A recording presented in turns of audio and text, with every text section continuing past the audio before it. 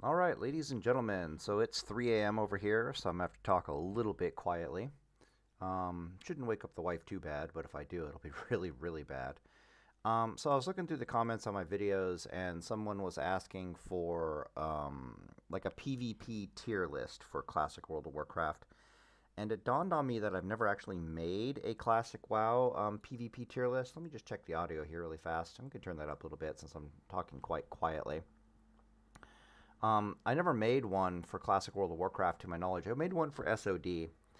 Now, after thinking about it, the stuff that I have to say about each class concerning PvP is going to be a little bit too in-depth and nuanced in order for me to make a PvP tier list. The reason for this is because there is how good are they in BGs, and then on top of that, it's kind of BG specific because there's a bunch of different BGs, and then on top of that, it's like how good are they in duels and how good are they in world PvP, and on top of that, it's like how good are they in world PvP if they're jumping on somebody else, how good are or if they're getting the opener versus they're being opened on, how good are they in PvP in the open world, like if they have buddies around or if they're supporting other people, like if the numbers are there or anything like that. So a little bit too nuanced. So I decided what I'm going to do is I'm going to go through these in sequence, like one by one, because there won't be any timestamps in this video. I really don't like, or I don't bother with timestamps. Just hit the record button and talk for like an hour and a half, and then throw it on YouTube and call it a day. So I'm just going to talk about these in order. So first we'll talk about Druid, then Hunter, then Mage, then Paladin, then Priest, then Rogue, then Shaman, Warlock, and of course Warrior. I will select them and delete them as the video goes on. So you can just, click around and figure out if you want to see what I have to say about what class. I'm going to have a lot to say about each class. That is just due to the sheer and horrifying depth of my PvP knowledge in this stupid game. But yeah, let's start with Druid. Okay, so the first thing to say about Druid, and I really should write this down really fast. Let me pause the video and let me actually write down, world PvP, blah, blah, blah, blah, blah. That way I can actually go through them all and gearing and yada, yada, yada. That way I don't miss anything. All right, we should be good. Specs. Specs is a big deal, to be sure. Ooh, nobody wants 10.5. Who the hell wants 10.5? There we go. All right, cool. And we will just bring that down a little bit. And voila. All right, cool. Let's get started then. Schwink. Nice. Let's start with Druid. Druids and BGs, and I guess I should start with gearing because I'm like Druid and BGs if they have the gear. Like, how do you get the gear? Blah blah blah blah. But Druids and BGs are a bit of an interesting animal because Warsong Gulch specifically. So if you know the jumps and are willing to use like speed potions and free action potions and all that nonsense in Warsong Gulch, you're basically cancer. You are literally cancer in Warsong Gulch, both for the Horde and for the Alliance. You are specifically a tyrant of a flag carrying Warsong Gulch battleground versus the Alliance, not so much versus the Horde. So if you're an Alliance Druid, um, uh, the Horde have far more purges, right? Because usually they're out there with like two priests and like two shamans. That's four enemies that have purge. Whereas if you're a Horde druid, you've basically you're dealing with two priests and like one paladin or maybe two paladins on the other side. But the paladins don't have purge, so they only have two purges, which means it's really, really, really, really hard for Alliance compared to Horde for us to purge free action potion off of you. That being said, if free action potion isn't on you as a Horde druid, Hodgestun is a bitch. So yeah, but the paladins are slow and immobile, so they really struggle to catch you. Since Classic World of Warcraft is going to extend into TBC, I also eventually kind of have to touch on TBC a little bit as well. My knowledge of TBC PvP is not nowhere near as extensive as it is in Classic World of Warcraft. But one thing I definitely do know about TBC is Paladins get the ability to judge justice on things, and what it does is probably the most terrifying version of judge justice in the entire history of World of Warcraft. It causes the enemy to not be able to move faster than 100% normal movement speed, which means druids just move 100% normal movement speed, whether they're kitty cat, speed potted, like rocket booted, it doesn't matter. They just kind of stop in place. So come TBC, it's nowhere near as good as a flag carrier, but in Warsong Gulch, Classic World of Warcraft, it is absolute cancer. In other BGs, and even in Warsong Gulch, if you don't really like the flag carrying all that much, the druids are just really good in general, like no matter what you're doing. Some of them do like this weird little hybrid like healing thing, or they like just being healers in general. All the tier sets of druid are healing gear. This is one of the problems with the druids gearing, historically speaking, is that some of the classes here, their tier sets are literally healing gear whether they like it or not. It's priest, every last bit of tier gear for them is healing. Druids, every last bit of tier gear for them is healing. Who the hell else ends up having like a hard time? I don't think it. Oh, warrior, and warrior. Almost every tier set for them, I think, except for tier 2.5, is a tanking set. In these three cases, these three classes, almost without exception, historically, don't do really good outside of their healing role in battlegrounds, unless they specifically went after like rank 13 gear, or they had to like sit on their hands and wait for like AQ 40 gear to come out, assuming AQ 40 gear is DPS gear for these two the same way it is for these guys, but I don't think it is. So basically, Shadow Priests for PvP are basically trapped getting, or all priests are basically, if they want to do any real damage or actually PvP, they have to get rank 13 gear. That's a big issue in the past. With the new PvP ranking system, it's going to be so much easier for you to get rank 13 gear that suddenly these two classes right here, specifically, and even warrior, become a bit more viable in PvP and Classic World of Warcraft from a pure gearing perspective. The reason why I bring that up is because in the other BGs, where it's not all about speed, and then even in Warsong Gulch, the rank 13 gear basically allows you to do things like go boomkin, and it also lets you do some like weird hybrid soda pop and stuff. If you've never watched the video before, Tips Out does a deep dive with Soda Poppin'. Soda Poppin' is one of the best druid PvPers of all time, right up there with Storm X and a number of other druid names that I can't remember right now. But you'll find it extremely illuminating if you watch that video on his playstyle. It's not a boomkin playstyle. You're basically running around in cat all over the place while like dotting people up and like casting wrath at them and stuff. It's a hyper mobile like range druid playstyle that Storm X and Soda Poppin' basically popularized, to my knowledge, back in the day. Otherwise, or you could be an immobile turret like a boomkin. So, for example, if you're in Alterac Valley, the boomkin is the way to go because you're always going to have this massive front line of people in front of you, which means you can just basically barf wraiths and starfalls and all that stuff into people until you basically go and then have to drink or just run, die, res, do it all over again. I got the hiccups all of a sudden. What else is there to say about it? Right, but in other BGs, the highly mobile PvP playstyle is incredibly viable. So Arathi Basin, for example, and even in Warsong Gulch to an extent, it's actually really, really good. I think the flag carriers are actually kind of that weird hybrid thing, or they might just be pure healer. Hell if I know. Also, you can go healer. They're pretty damn good healer. But the important thing to remember there, of course, is that Horde have a bunch of purges. Alliance don't have a bunch of purges. There's a weird element going on with purges as well, we'll talk about in a little while, where it's like a priest. in order for a priest to purge or cleanse something, it costs them a GCD and like 254 or 58 mana, I forget.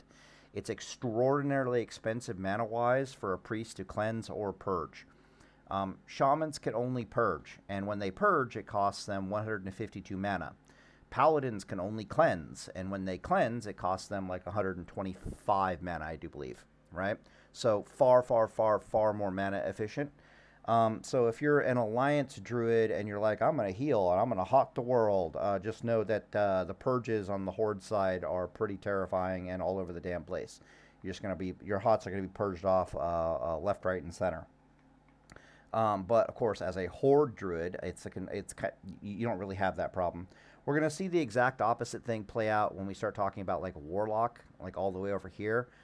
Because, you know, Warlocks don't like cleanse the way Druid healers don't like purge. Or Affliction Warlocks, I should say specifically, but Warlocks in general, right? Alright, cool. So that covers Druids for PvP. For World PvP, Druids are absolute nightmares. Especially if they have rank 13 gear and they are boomkins. They are essentially Romulan warbirds. They will decloak off your starboard bow and nuke you out of fucking existence. It is not even funny. I'm trying to remember the guy on Era. There was a druid on Era that was like the bane of Horde's existence. But I can't quite remember his name. Maybe I'll remember it later. But yeah, he was like a pure boomkin build. And you could literally call him up and say, like, you know, whisper him and be like, so-and-so is ganking me in Silithus, could you come help? And he would literally, like, log on to a Horde character, slash who the person, figure out what zone they were in, hunt them down, and murder them. It was pretty terrifying. Yeah, so they're basically Romulan warbirds. That's one way to do it. You can also do it the soda poppin' way. Again, go watch that deep dive video, where you basically have incredible matchups. Yeah, and the deep dive will definitely tell you what matchups are good for them and what matchups are bad for Druids. Basically, they have a lot of really good matchups. One thing they really struggle with Warlocks. They can't kill Paladins, but Paladins can't catch them to kill them either, so it's kind of silly. Boomkins can actually kill Paladins, but it's also kind of this weird situation back and forth between them. It depends on the Paladin, depends on how much HP they have, and it takes an awful, awful long time for them to kill the Paladin, because they're kind of just waiting for RNG to go well, kind of like a mage. They're like, I need this Star Surge or Starfall or whatever the hell it's called to stun the Paladin, and I need it to crit, and I need the next one after that to also crit, and then the Paladin should explode. Oh, except that's assuming he doesn't use Bubble yet. It's a weird scenario. I think they eat mages alive, if I recall correctly, but from what I've seen in duels, I don't know about that. The Romulan Warbird playstyle, I definitely know eats mages absolutely alive, especially in World PvP. I think the Romulan Warbird, I think, struggles versus Hunters, but the Soda Poppin' build, I think, absolutely annihilates Hunters. But I could be wrong. Hunters are a bit of a different beast.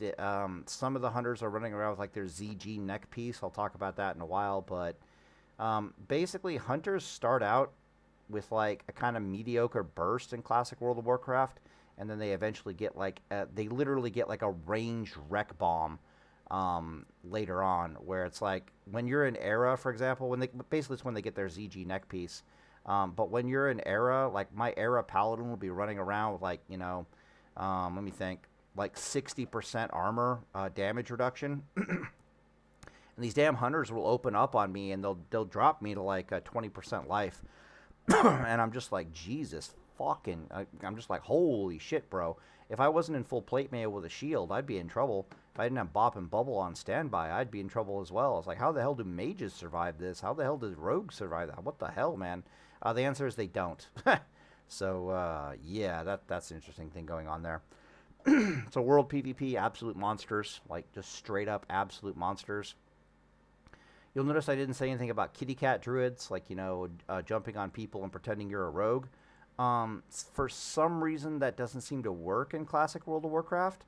or it's probably more specific that it works against certain classes, but it doesn't work against others.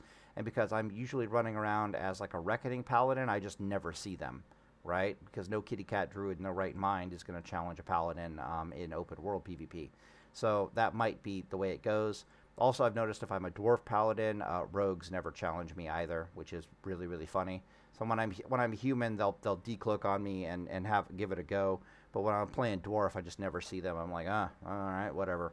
It's because the Dwarven racial can completely negates one of the rogue's blinds, and it makes the what is essentially about an 85% favored matchup for the Paladin suddenly like a 95% favored matchup for the Paladin or more. So they just don't even bother.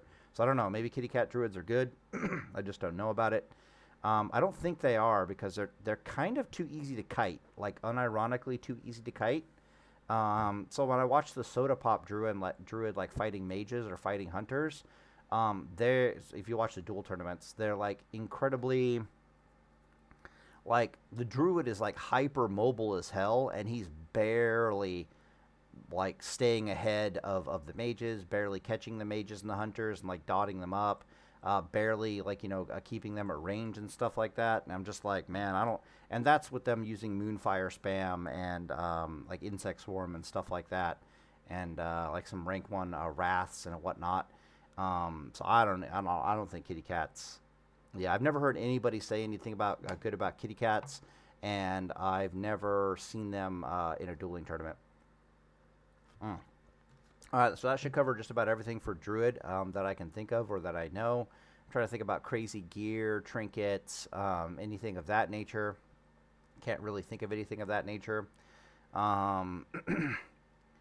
Spell damage trinkets, of course, for Boomkin and whatnot, like Zandalari Hero's Charm.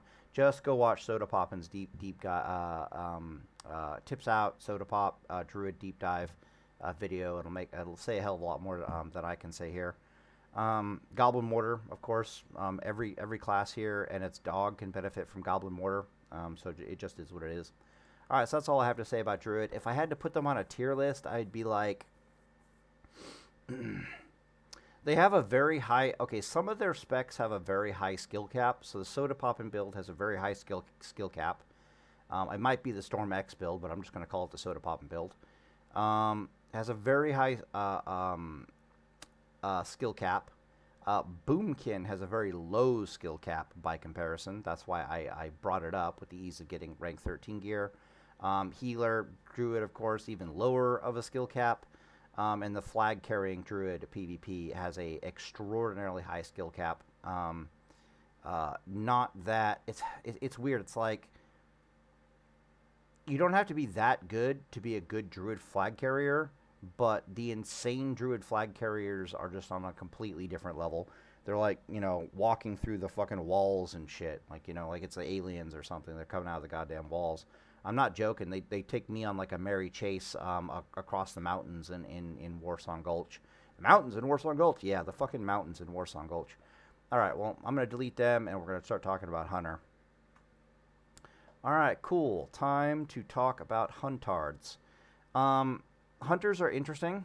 They also have an extraordinarily high skill cap, but it really depends on what you're doing with them, right? So if you're on BGs and there's like a meat shield between you and the enemy, there's like you can't really. There's no skill cap there in the grand scheme of things. It's like, okay, maybe you figure out who to scatter shot and why. Maybe you figure out who to trap and why, but there's no like trap launcher in classic World of Warcraft or anything like that. It's just, shoot people. Okay, cool. But really good hunters in like Warsong Gulch, for example, they'll just be like in the middle of the map, and wherever they are, you can't really mess with them, if that makes any sense. So, for example, I'll be like running at them like my paladin, and they just kind of kite away. They basically kite me off into Narnia, so I can never catch them. They're doing damage to me. But if anybody else tries to run them down, they'll basically just grind them into pulp. they do what they do best. Literally, they in Warsong Gulch they do what they do in open world, but they do it in battlegrounds. The exact same thing happens in AB.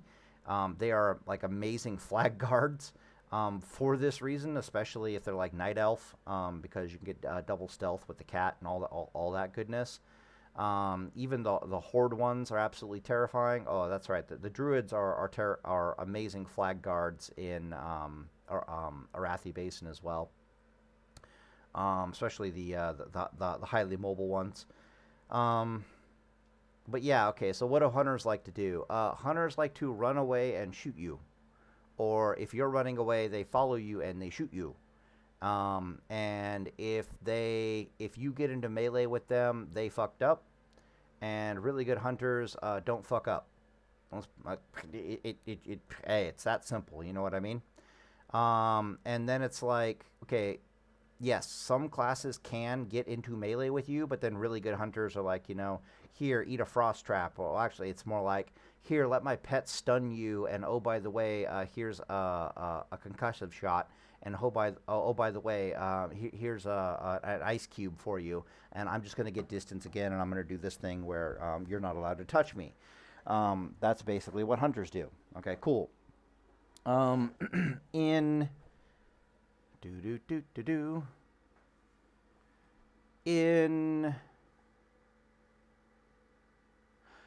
In Alterac Valley, they basically just become mobile DPS in the grand scheme of things. The only thing really throttling their DPS compared to some other classes is the fact that they just kind of run out of mana and then they become kind of worthless. If you run out of mana in Alterac Valley, just charge into the Horde and pretend you're melee, die, res, and come back again, or vice versa. It really depends on where the hell your graveyard is. Sometimes if you're pushed super far forward, you just drink. That definitely happens for Horde a lot. But if you're defending like Stormpike Graveyard or whatever the heck it is that you're doing, yeah, just die, res, come back with a full mana bar, and it just it just is what it is. Yeah. What else is there to say about Hunter? The only thing, Hunter gearing. Okay. Hunter gearing is fairly easy because the majority of their tier sets are really good. They're all DPS tier sets, so there's no problem there whatsoever. What else is there to say? About the only spec they use, I do believe, is marksmanship or survival. I forget which one it is. But if you look up Hunter PvP specs, or you could do watch a tips out guide or something like that, deep dive. Maybe he has deep dives. Yeah, you're gonna find the spec really fast, and there isn't really any other spec for Hunter. It's just that one spec. Every once in a blue moon, I'll run into a Chimera shot spec, but I think that's just a guy who didn't want to pay for the respec costs from raiding. I know Chimera shot, or it's Trank shot. Maybe all hunters have Trank shot, but it's Chimera shot or something.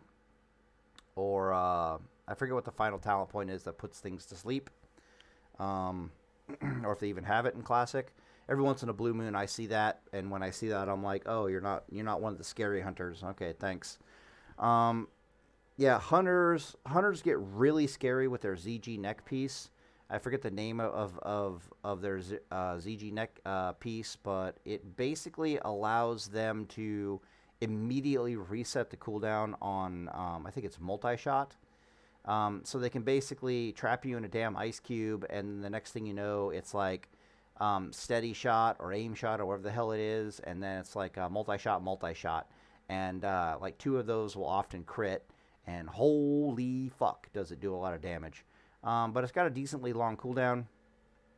For this reason, hunters actually kind of murder mages, but they only murder mages when, how do I put this, later on in the game. Really late in the game, and then I think good mages just kind of see it coming, because there is some travel distance, I think, or travel time with multi-shot, not much, a quarter of a second, but they will just literally wait for it and hit ice block, or just drink a lip potion and negate the damage. But if they don't negate the damage, or Arena Grand Master Charm as well, but if they don't negate the damage, holy crap, are they just going to explode. Pretty damn terrifying.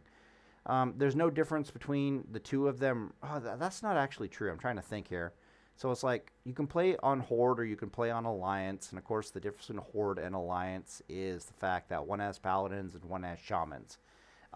Paladins simultaneously eat hunters alive. They will chase them down and murder them. The problem is Paladins kind of struggle to catch hunters. The general rule with fighting a paladin as a hunter is that you really need to gauge the quality of your prey. Okay, as a hunter fighting a paladin, you really need to gauge the quality of your prey.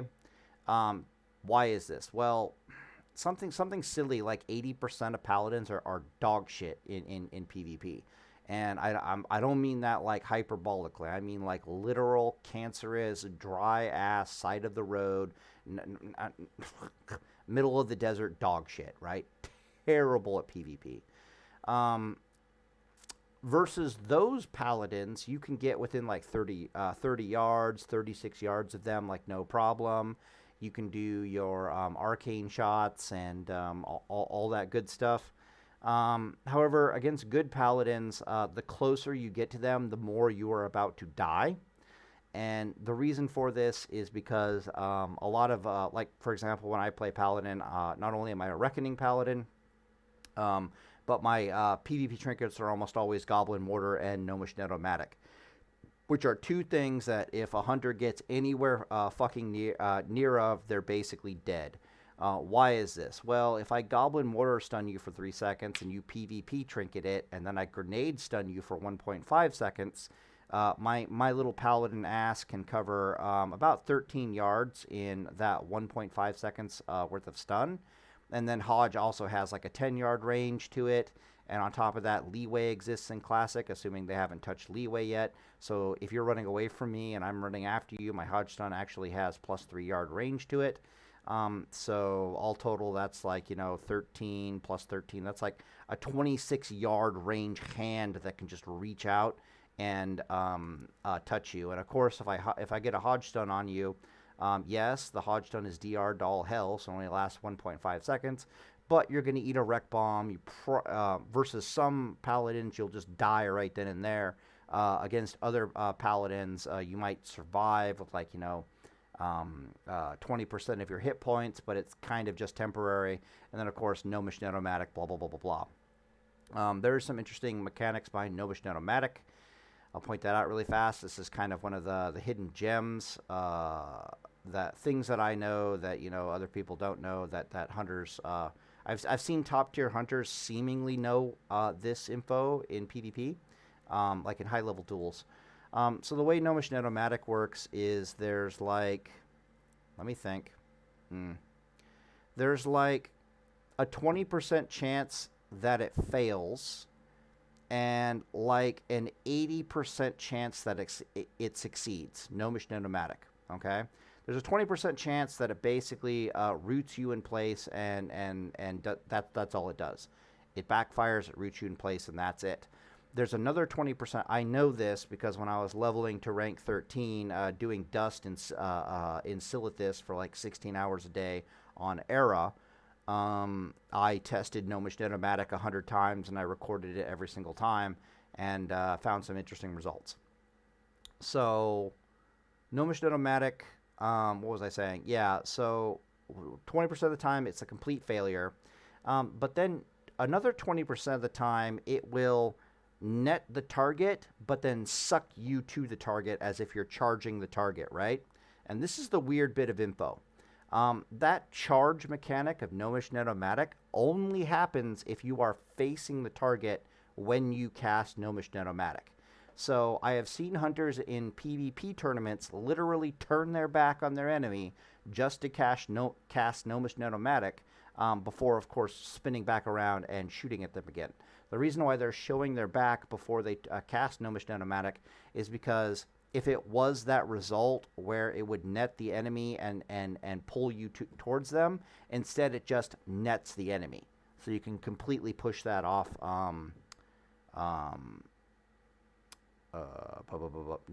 off the table. Yeah, okay, that's the term, derp. Yeah, so as a paladin, I always want to face the enemy because I want to charge towards them.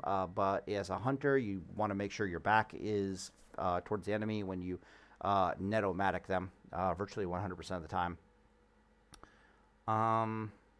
Yeah, and then the remaining parts of Gnomish Net-o-matic are like work, work, work, but they're like different variants of work. So it's like another 20% of the time, it'll net them and net you. Okay, who gives a shit, right? So we're both netted 30 yards from each other. Great. As a paladin, I think that's awesome because I just freedom myself and I'm like, hey, hold my beer. Just come right over there. And then the remaining 40% of the time, it just works as advertised. So it's like, as a general rule for a hunter, it just works 80% of the time if you know what the hell you're doing. Why was I bringing up paladin versus hunter? Right, I was trying to think about differences of your experiences, whether you're going alliance or horde. Yeah, so the closer you get to a paladin, the higher the probability the paladin will literally be. He'll be able to chain enough catch you mechanics together to give you a run for your money, or to make your life flash before your eyes, or to just delete you out of existence. One of the three. So whenever I'm fighting a really good hunter, they're always sitting at like 40 yards away and shooting me, and I'm just like, ugh, what is this crap? And then we'll literally run, like, halfway across winter, spring, and before I finally decide I'm sick of this shit. And then I find the nearest mob, and I just, mana vampire off of it to get this hunter to fuck off. Moral of the story is, hunters can kill paladins only if the paladins are bad. Yeah, literally, usually it's all if the paladins are bad. But it's important to realize that about 80% of the paladins will be that level of bad if you are that good as a hunter.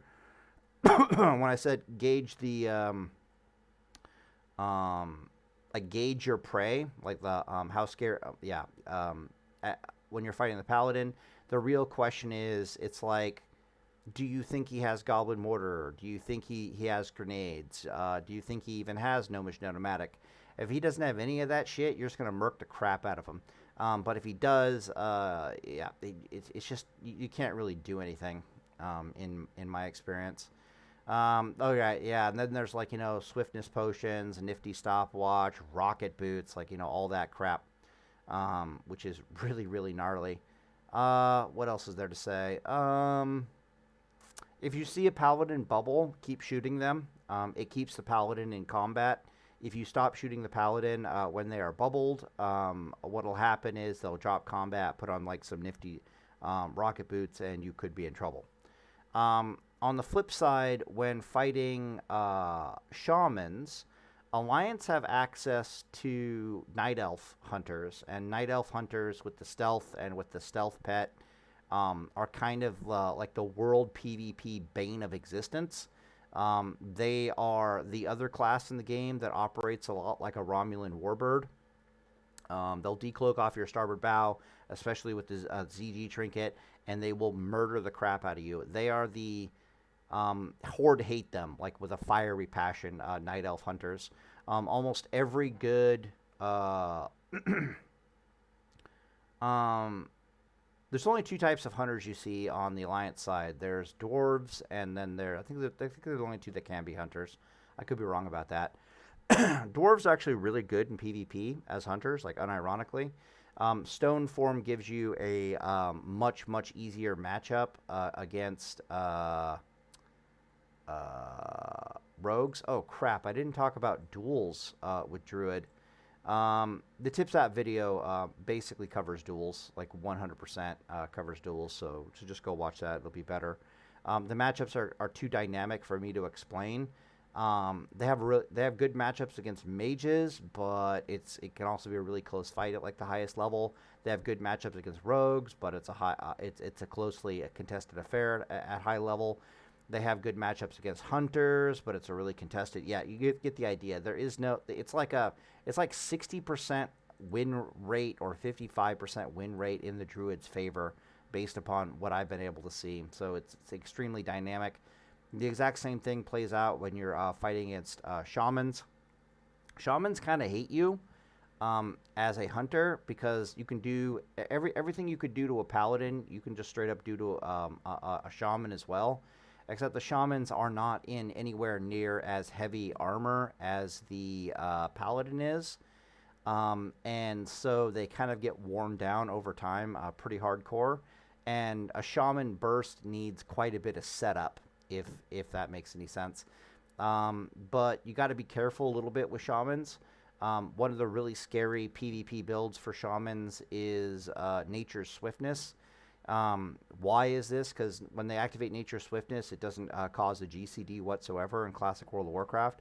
So, for example, these shamans will cast a lightning bolt, and when they're done casting, they have a macro for it. When they're done casting the lightning bolt, they'll instantly cast out a chain lightning, and an earth shock. So you'll get hit with a lightning bolt, a chain lightning, and an earth shock. This is my experience as a paladin, all in one global. And I've had it. I've been hit on era for 7,500 damage when all that crap crits. Yeah, so if you give them the opportunity to cast a lightning bolt on you, first off, you're probably a dogshit hunter. Secondly, there might be a chain lightning of doom behind that one. Will you survive it as a hunter? Yeah. But at the same time, there's probably you probably got hit with a Goblin Mortar, and you probably got hit with a thorium grenade at this point. So you've already taken 1,000 fire damage. Who knows if you blow up or not? Hard to tell. Your pet with your hunter is absolutely amazing. I almost always suggest getting the pet that stuns, but there's a wide variety there. Some of the ones that net are absolutely devastating. Like when you're fighting rogues, the stun one is good, but I think that's not actually. I don't know which is better, the stun or the net. You'd have to watch some PvP videos or something like that.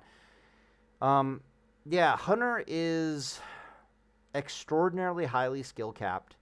I really don't have a lot to say about it. She has some weird matchups. Control Y. She has some weird matchups in that sense that she's kind of like Druid from what I can see from watching the PvP tournaments as far as duels are concerned, right? In the sense that she has winning matchups against Mage and Rogue and even against Shaman, but at the same, definitely against Warrior. And even against Priest for a lot of the times. But they're so close that it's 55%, 60% at most. RNG can cause it to go either way. There's only a few matchups that Hunter can't really do anything in. One of those is Warlock. They can't do anything against Warlocks unless the Warlock is terrible. Specifically, if the Warlock is a soul-linked Warlock, Hunter isn't really going to do anything against them. Any other kind of all the other kind of Affliction Warlock and Destro Warlock are so squishy that you, as a hunter, could probably just delete them out of existence in a matter of seconds. So that's one of the things for a hunter. If you see a Warlock, literally look at their buffs, and if you see the Soul Link buff, go ahead and look it up on Wowhead. It's got a very distinct icon. If you see the Soul Link buff on the Warlock, then that's a Soul Link Warlock. That's probably something you can't blow up out of existence. But any other Warlock, yeah, you can delete them, especially with the ZG trinket would be my guess on the subject. What else is there to say? Yeah, Paladins can't really do anything against Paladins. It just unless they're bad, which is 80% of Paladins. Let's just put it that way. Yeah, that's about it. World PvP, like I said, they're absolute monsters. They're Romulan warbirds. They decloak off your starboard bow and start giving you the business. Horde hunters are interesting. Let's put it that way. They're interesting because they don't have any of the decloaking stuff, but they have all kinds of other tools that greatly increase their DPS. Essentially, right? If you're a troll, you got Zerking. If you are a orc, you have the rage ability, and your pets do more damage. You get the idea. Gearing, yeah, we talked about it. Any tier set, any rank set works just fine with gearing, and of course, there's only one spec. So I guess that's all I really have to say about hunters in the grand scheme of things. Trinkets that are absolutely amazing on hunters. There's your ZG. It's either your trinket or your ZG neck piece. I forget which one. Goblin Mortar is always amazing, and Gnomish Automatic, of course, is always amazing. There are some other trinkets you could try, like to help kill people in bursts. If for some reason you feel you need more bursts, but generally speaking, it's just various CC trinkets that are the stuff of nightmares. So when I run into hunters and they got like Goblin Mortar and Tidal Charm, I'm like, oh shit. Yeah, thank God I'm literally like, thank God I'm a paladin, because if I wasn't, I'm gonna have a bad time. All right, so yep, termination on hunters. Pew. All right, mages, BGs.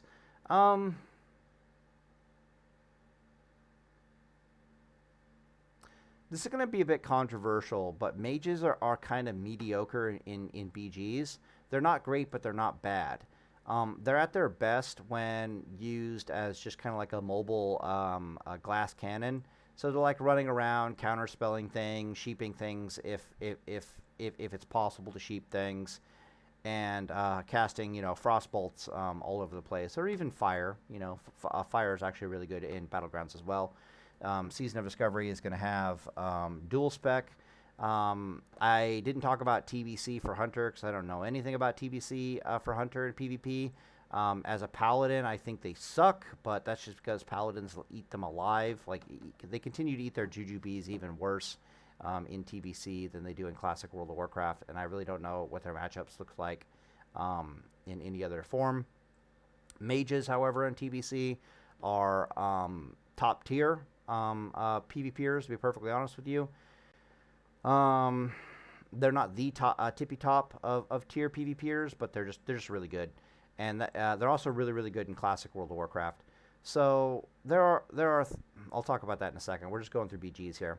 So they're mid tier in BGs, and the reason why they're mid tier in BGs is because mages suck ass if they do not have their CDs.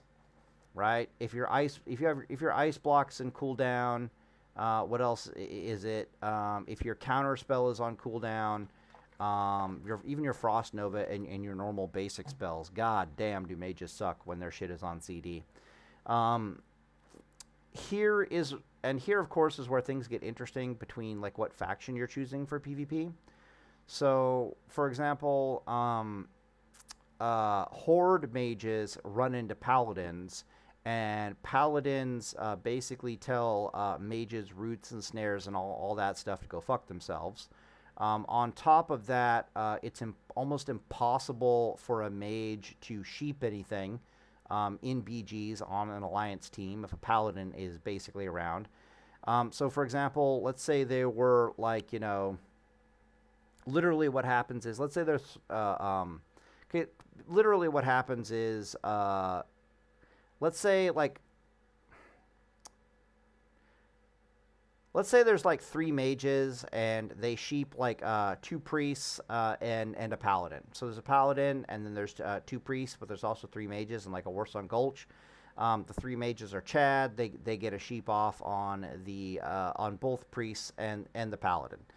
The problem here is that if any one of these dinguses has a PvP trinket, they can PvP trinket out of the sheep, and they can literally start dispelling the other people out of their sheeps, which in turn can start dispelling other people out of their sheeps.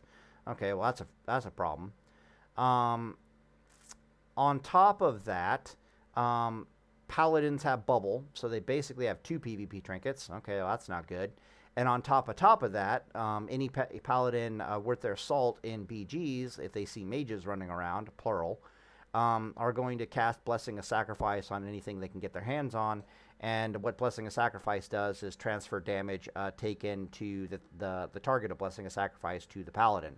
Meaning that you'll sheep the paladin for like a couple seconds, and then something he Blessing of Sacrifice takes damage. Suddenly the paladin pops out a sheep again. He cleanses, this and that thing, and it's just a really bad time. On the Horde side, it's a bit easier to get off the sheeps because the Horde just have like 2 priests to work with, and they don't 2 to 3 priests to work with, and they just don't have paladins to work with. Purge doesn't really do anything in that particular situation. Yada yada yada. Their counter spell, however, is still really powerful against paladins. Usually you'll counterspell the paladin and you'll sheep the priest. That way, at least, you know, because the paladin can't bubble out a counterspell, basically. But the vast majority of time, they are in BG PvP. They are just half the time they're fighting, they're missing some critical CD that would have otherwise made a fight a bit easier for them. And instead, they just kind of get murdered because of it. So I want to say that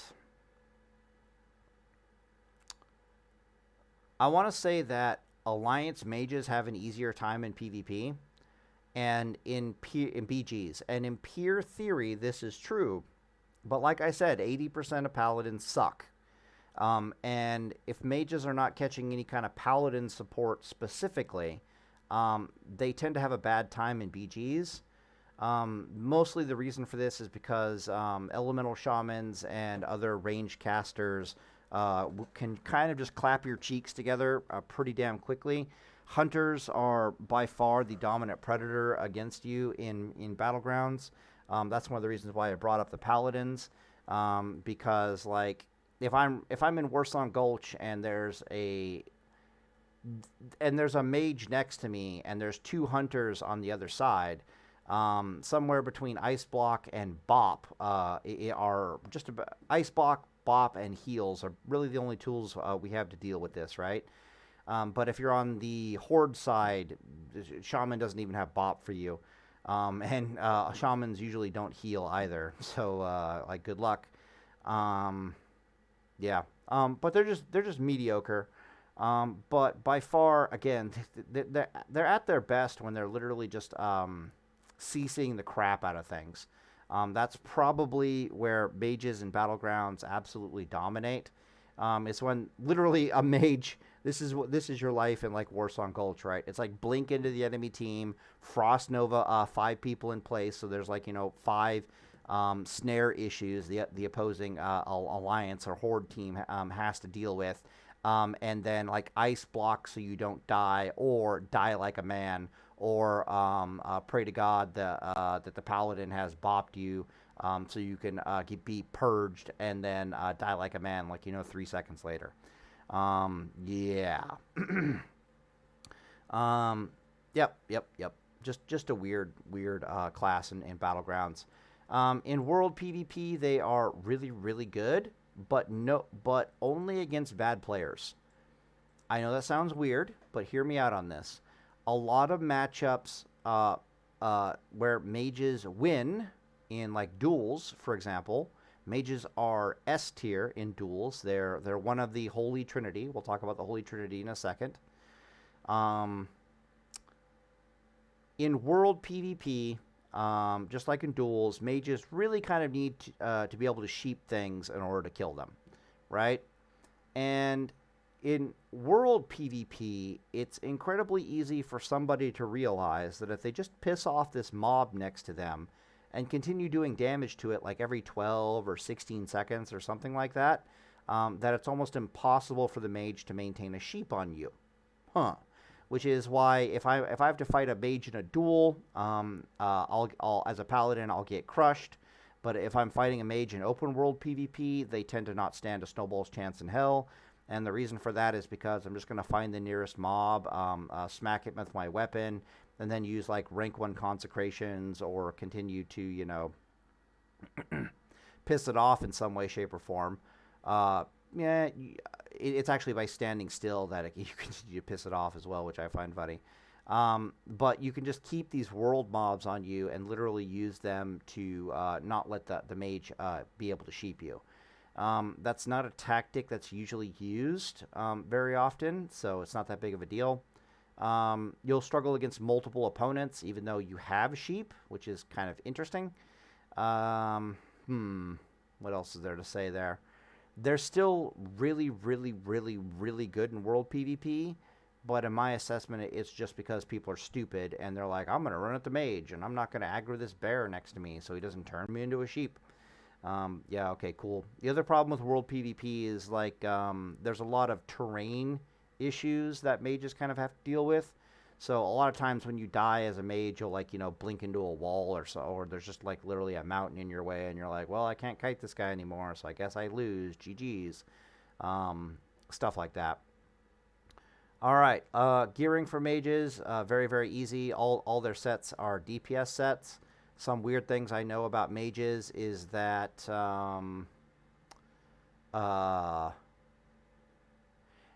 they gain no hit points in their gearing from tier 2 onwards. So when it comes to Mage PvP gearing, okay, I've talked to mages about this. Their tier 2 set is amazing. And then everything else is about on par with their tier 2, which is kind of weird, right? Except for tier 1. So tier 2 is better than tier 1.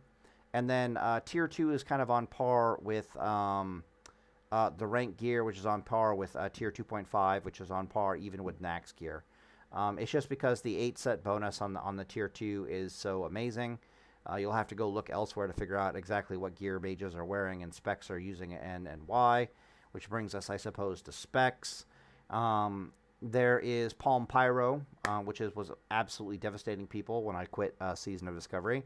Zaryu beat my dick off with it in Duels, which was awesome.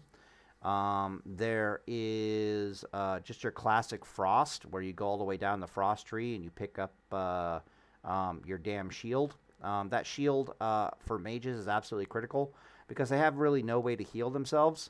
Really, really good mages, which you rarely see, will use their wards. So like Fire Ward and Frost Ward and just their elemental wards in general. There's a lot of fire damage that gets thrown around by just about every class in the game. So like, grenades are doing like 400 fire damage, and Goblin Mortars are doing like, 400 fire damage. So even when you're fighting a rogue, just putting up a fire ward is actually really, really good if you have the mana to do it. You can also kind of see certain things coming. So, for example, I've seen top-tier mages where they're Palm Pyroing me, and then I basically PvP trinket and activate like Frost Reflector right before the cast gets off. There's plenty of time there to see your own spells coming back at you and to activate a ward and to have the ward save the day, if that makes any sense. Getting hit by a Hand of Rag, Fire Ward is amazing. Use your damn wards is what I'm trying to say. What else is there about specs? Fire spec is amazing. Frost spec is amazing. And then the last spec is, Palm Pyro. Nobody uses Combustion. That is one thing I do know about mages. Combustion is useless. Get something else. There's something else I want to say about mages. Right, the Holy Trinity. Okay, let's get out some purple for the Holy Trinity. The Holy Trinity... Actually, let's get this light blue. The Holy Trinity in Classic World of Warcraft is Paladin and Mage, and then lastly is Warlock. This is for duels, right? Now we're talking about... Mages and duels. Let me take a drink really fast. Yeah. All right, so I refer to this as the Holy Trinity, and it has caught on over the years. So, the Holy Trinity in dueling, in top-tier dueling, is mages, paladins, and warlocks. The reason for this is because mages beat paladins, warlocks beat mages, and paladins beat warlocks. Okay? There's a reason why whenever you see a horde only dueling tournament, warlocks always win. Like virtually almost always win. And if warlocks are not winning the horde only dueling tournament, it's just because you've got like it's not Zico, it's not Zaryu. I forget who the hell it is. Venruki, right? Venruki? I think it's Venruki. You'll have like some super Giga Chad mage. I think a mage beat a warlock like one time in like a horde only dueling tournament, and I think it was Venruki specifically. But god damn, was it a close fight, and the RNG could have gone either way on that one. The vast majority of the time, warlocks will beat the crap out of mages. Mages will literally beat the shit out of everything, and then they just get absolutely murked by warlocks. It's not super one-sided, but it's one-sided enough that it's like, damn, right? Okay, cool.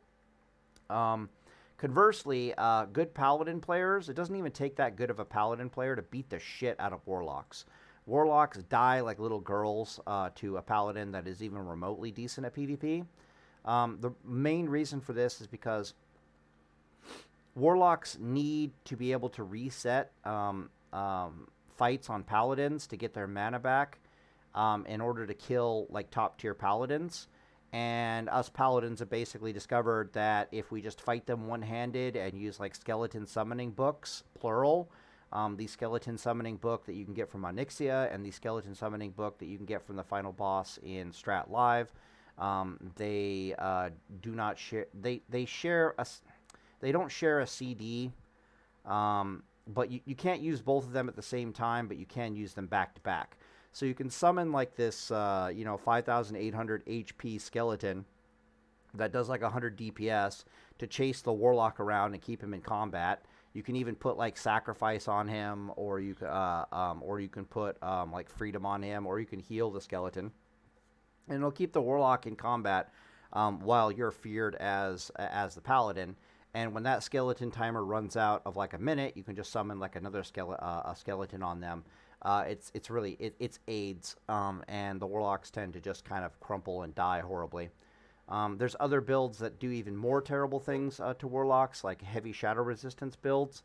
But the skeleton playstyle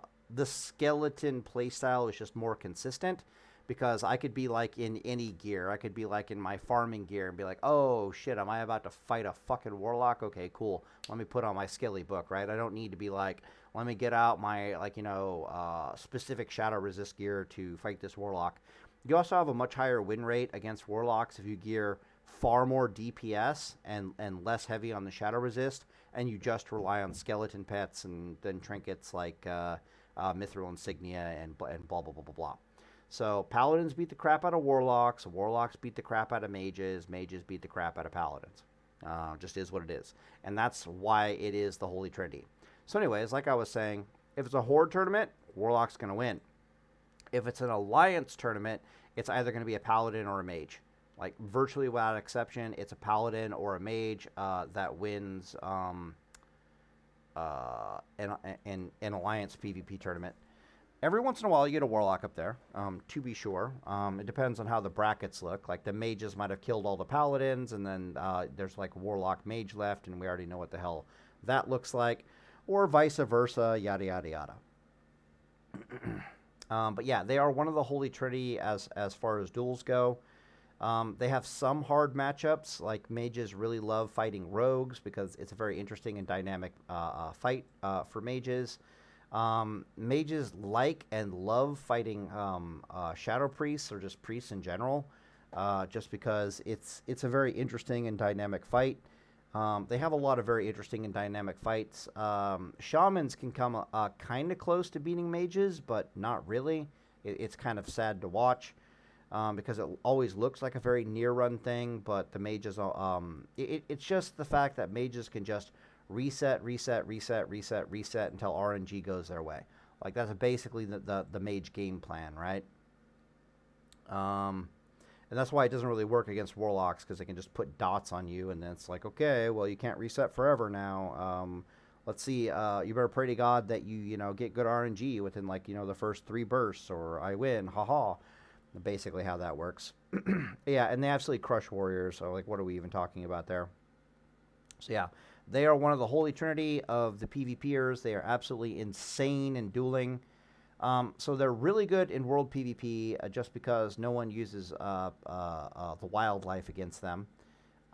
They are like top tier, S tier, S plus, whatever the fuck you want to call it, in duels.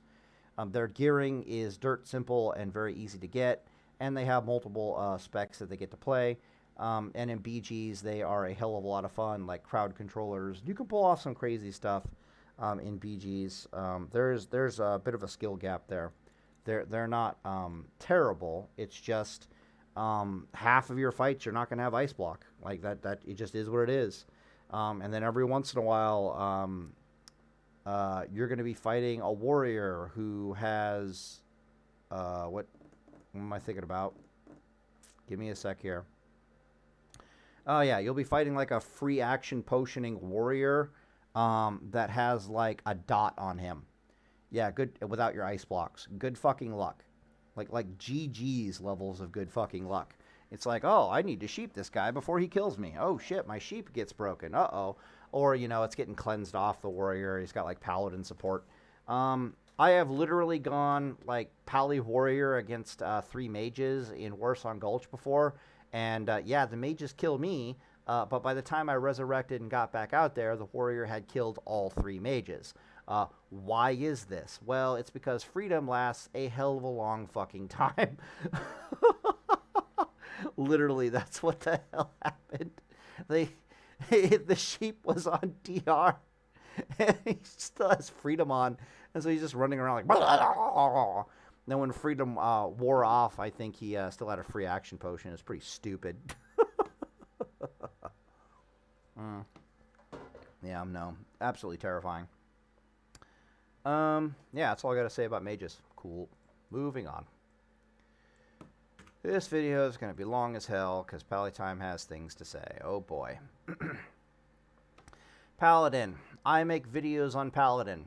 My suggestion would be to go watch those because I don't want this video to be too long. BGs. It depends on what you're doing, but they're somewhere between good and suck balls. So Warsong Gulch is a lot of fun. Arathi Basin is a lot of fun as a paladin.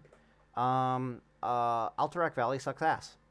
And that's basically all there is to it. And it really doesn't matter if you're Ret, doesn't matter if you're a Ret Reckoning, doesn't matter if you're Holy Reckoning or even a Deep Holy. That's just the way it goes. Warsong Gulch is amazing. Arathi Basin is really, really good as well. Lots of nice small fights. Basically, paladins really enjoy like lots of nice small fights, and then AV is literally like a war that is incredibly unfavorable to melee classes. Alterac Valley is where ranged classes basically get to shine, and Paladin is not a ranged class, so it's like you heal till you're and then you charge off into the enemy and die, and a res with a full mana bar, rinse, repeat. Riveting. But if you can find places to get yourself into like nice small fights in Alterac Valley, it can be a lot of fun. Yeah.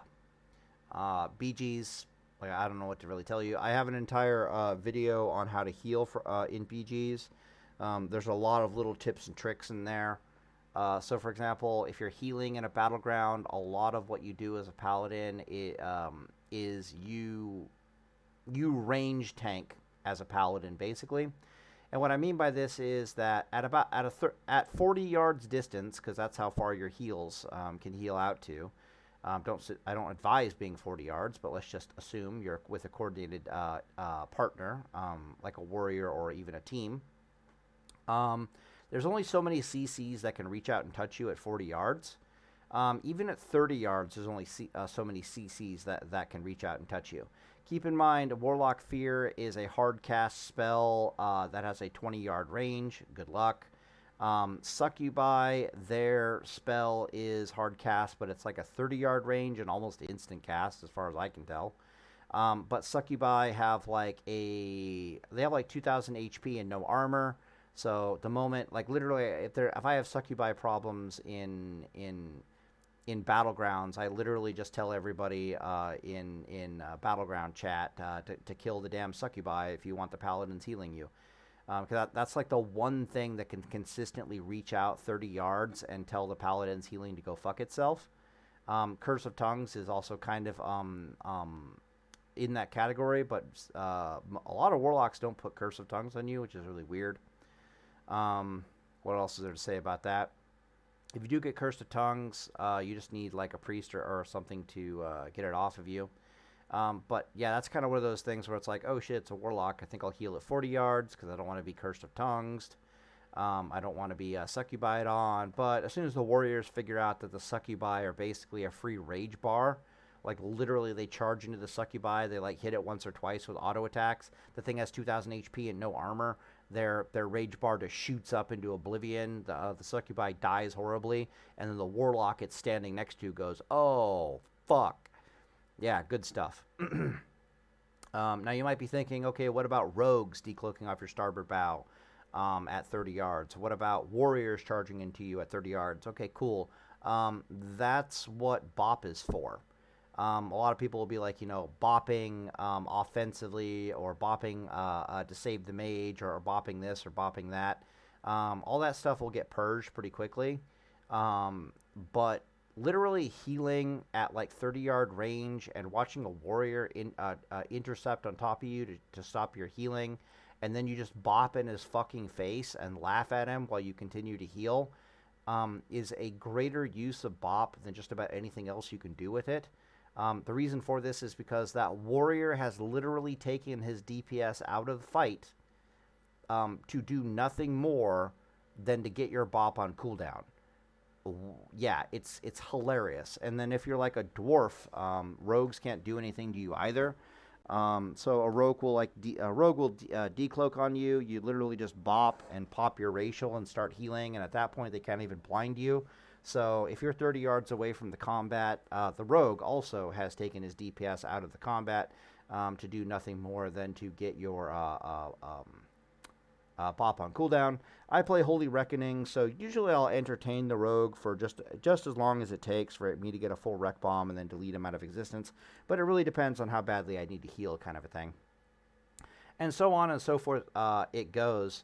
So, for example, you save PvP trinket for certain things and yada, yada, yada.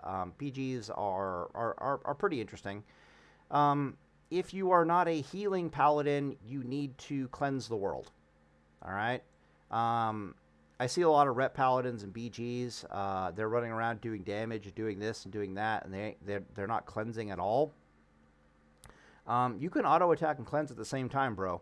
Auto-attack this guy, cleanse that guy over there, cleanse this, spam cleanse on that guy, spam cleansing yourself, cleanse the fucking world. Like, what the hell? What the hell are we doing here? Shamans are purging the world. You need to cleanse the world. It just is what it is. All right, world PvP. Paladins are top tier, if not S tier in world PvP. The reason for this is that probably the best world PvPer in the entire game is rogues, hands down. And paladins are one of the few classes that rogues cannot engage with in the open world. Even in dueling tournaments, paladins, they have something stupid like an 85, 87% win rate against rogues, especially if it's a reckoning paladin. So they don't even mess you. Like I said before, when I play my dwarf paladin, I never see rogues. I literally never see rogues in world PvP. When I play a human, I see them all the time. They try their luck. They'll like open up on the good ones, open up on you and try to judge if you're any good. Like what they'll do is they'll open up on you until they crit you like 2 times, and then they'll stop opening up on you, and they want to see what you do with those 2 crit charges. Are you a reckoning paladin? Are you going to throw them into him? And if you turn around and you put like, half a wreck bomb into the rogue, they're going to know that you're a moron, and they might actually be able to kill this paladin. But if you turn around and don't do anything and you just stare at them, they have no idea if you're a god or if you are like, they don't even know if you're a reckoning paladin at that point. They don't know if you're death or if you're like a holy paladin pretending to be a reckoning paladin. As a general rule, it depends on if you're like have a 2-handed weapon or not. So if you're a holy paladin out in the open world on like a PvP server, highly suggested that you wear a 2-handed weapon for no other reason than the damn rogues might think you're a reckoning paladin. Like unironically. You can scare them off that way, and no, I'm not joking about that. Yeah, so that's why one of the reasons why they're top tier in world PvP. The other reason is just Reckoning. You can pre-charge Reckoning on mobs, and it's like you're running around with a shotgun. Like, unironically, you're just doing drive-by shootings of people. I don't know how to describe you, man. You're like a Romulan warbird that can't cloak. Like everybody sees you coming. You're slow as fuck. But if you're mounted, you're not that slow anymore, and you literally just if they made a machinima of like Ret Paladins or World PvP and Classic World of Warcraft, it would literally be like a paladin, like having jumped up in the air, like soaring through the air, like 10 feet off the ground, just to fall on top of somebody with a Hodge stun and a wreck bomb and delete them out of existence. That's Paladin World PvP. The reason for this is because they go charge a wreck bomb and then they mount up, and right before they get to their target, they like jump into the air and dismount in the air. That way they can Hodge stun you while in the air. They're just like flying through the air like they're Michael Jordan doing a slam dunk or some shit, and then they just hit you with a wreck bomb and delete your ass out of existence. Yeah, World PvP Paladins are absolute monsters. It's pretty stupid and pretty funny, I'm not going to lie. Duels, like I said, they are one of the Holy Trinity. When you're really, really, really, really, really good as a Paladin, and it doesn't take a lot of skill to be really good, you just have to wear the right damn gear and like have some semblance of being able to push macros, which is a ability I do not have macro-wise. Got everything else, just can't push buttons. Like, it is what it is. There's almost no matchup in the game that you can't beat. And that includes Mage. You'll have like a 50-50 win rate against Mages, and then you'll have like an 80 plus win rate against just about every other class in the game. That is why they are one of the Holy Trinity in Duels. All right, specs. We'll talk about gearing in a second. Specs. Oh boy, there's plenty of Paladin specs. In fact, there's probably more viable Paladin specs than any other class in the entire game by far. So you have Deep Holy, you have Holy Reckoning, you have Ret Reckoning, and then you have Deep Ret, and then you have something that I'm going to be playing / testing this go around, which is Heal Reckoning, and then the last spec worth mentioning is something called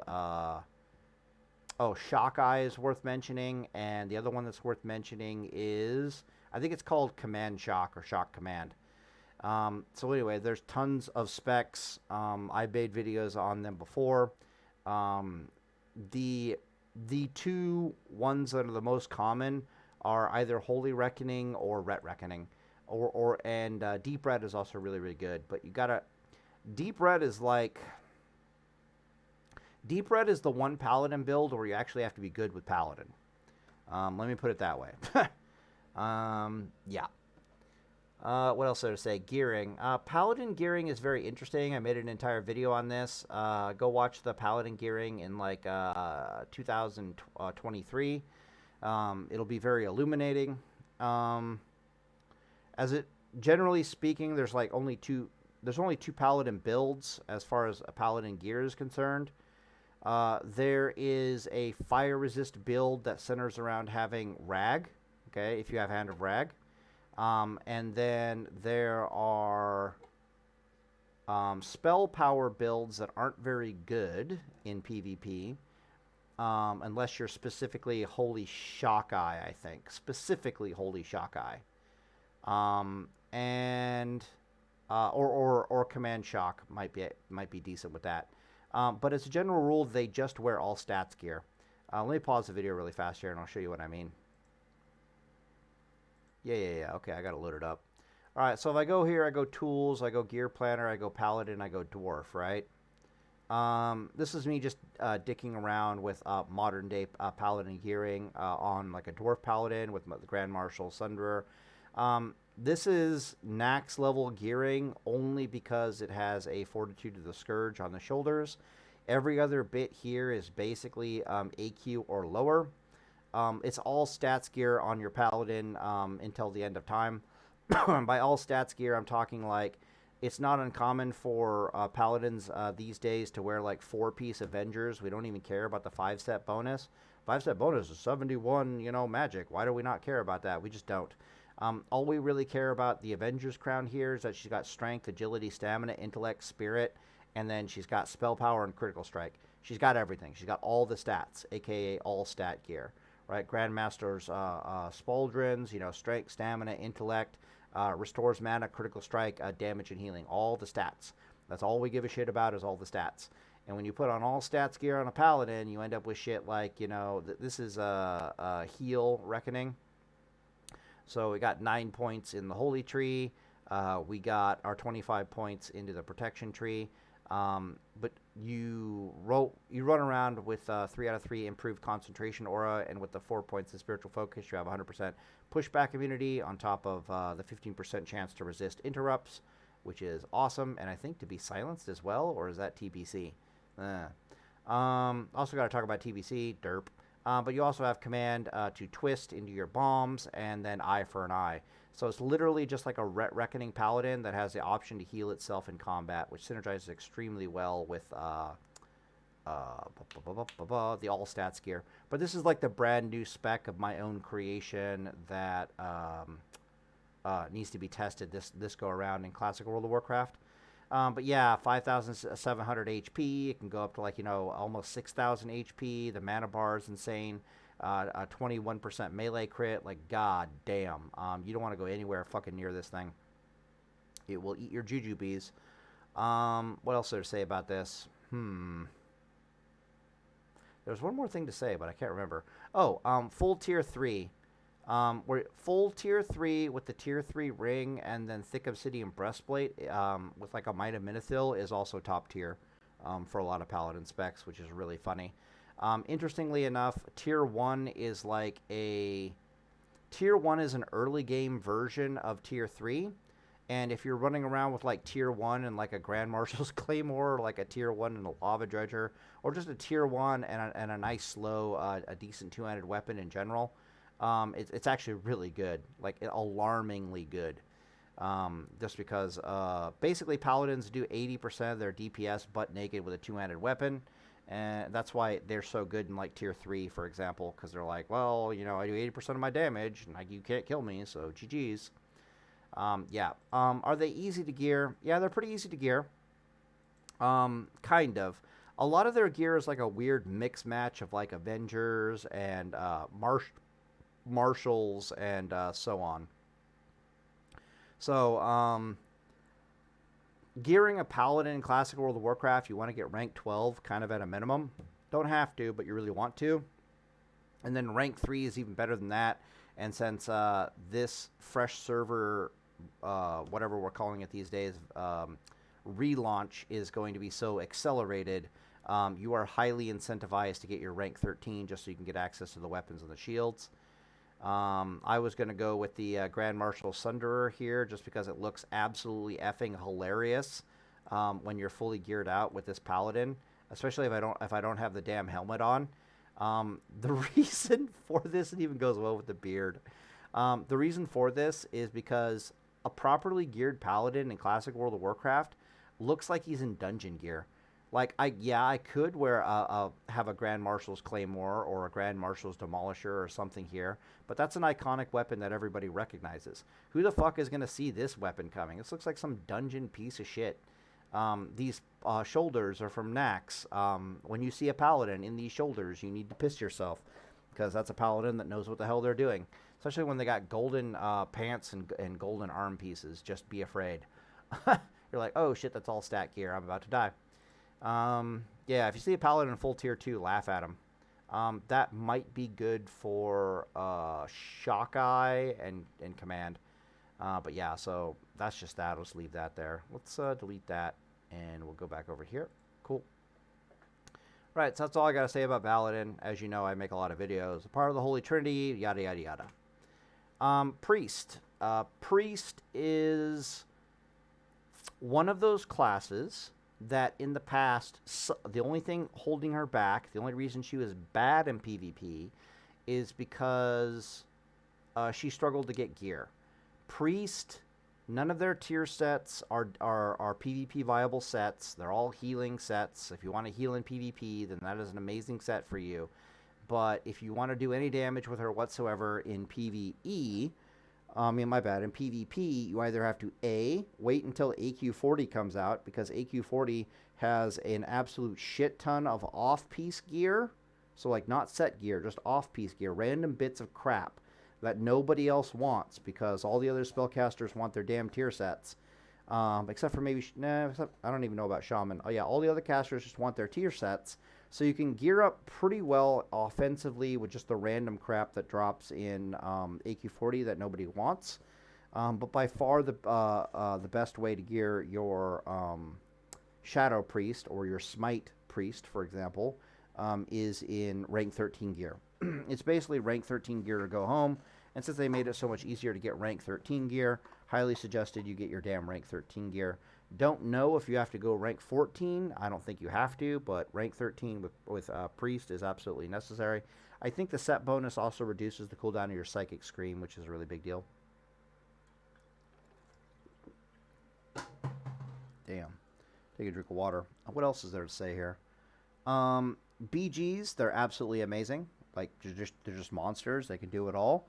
Highly desirable, could do everything. There's just no downside to them literally whatsoever. The only real downside is that they have mana issues that you need to keep an eye on. As a Shadow Priest, one trinket that can easily be your best friend is Major Recombobulator. The reason why Major Recombobulator is your best friend is because she does a bunch of things. She can remove like polymorph effects. She heals and restores mana. Okay, you follow me on this? But it also has like 100% spell power ratio behind it. So if you use your Major Recombobulator Ray on yourself as a fully geared like priest, not only will you heal yourself for something stupid like 1,000 hit points, you'll also recover like 500 mana. And mana is kind of the one thing that throttles. It's the only thing that keeps this class in check. Shadow Priests are kind of a meme in Classic WoW because they kind of beat the crap out of everything. They're one of these weird classes. They're like Warlock in the sense that they are, Paladin's kind of in that boat as well. Warlock, Paladin, and Priest are the three classes in the game that are highly immobile, but if you stand toe-to-toe with them, they'll usually beat the crap out of you in PvP. There's not a single class in the entire game that can go toe-to-toe with a Paladin and survive. Every battle tactic versus Paladin that's even remotely successful involves kiting the shit out of them because they're just too tanky and they do too much damage. They will beat the crap out of anything in toe-to-toe fights. Shadow Priests will beat the shit out of anything except a Paladin in a toe-to-toe fight. Warlocks will likewise beat the shit out of anything except a Paladin in toe-to-toe fights. Paladins are the kings of sustained fighting in Classic World of Warcraft. When Warlocks and Shadow Priests go at it, it's only slightly the only reason the Warlock wins against a Shadow Priest is because Shadow Priests tend to run out of mana before they can actually kill the fucking Warlock. Meanwhile, the Warlocks can't technically run out of mana, right? Yeah. It's a weird fight. I'll just put it that way. Yeah, BG's absolutely amazing. World PvP, they're actually incredible. Just because, like I was saying, they're like this walking giga tank, where it's like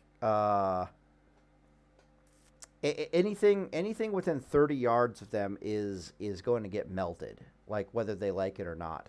I think hunters can kind of kick the crap out of them, but it's really, really hard for the hunter, and it takes like 1,000,000 years. So there's usually like a bunch of terrain stuff that the priest is going to find safety at some point. They're just a little bit too hard to kill for a hunter, generally speaking.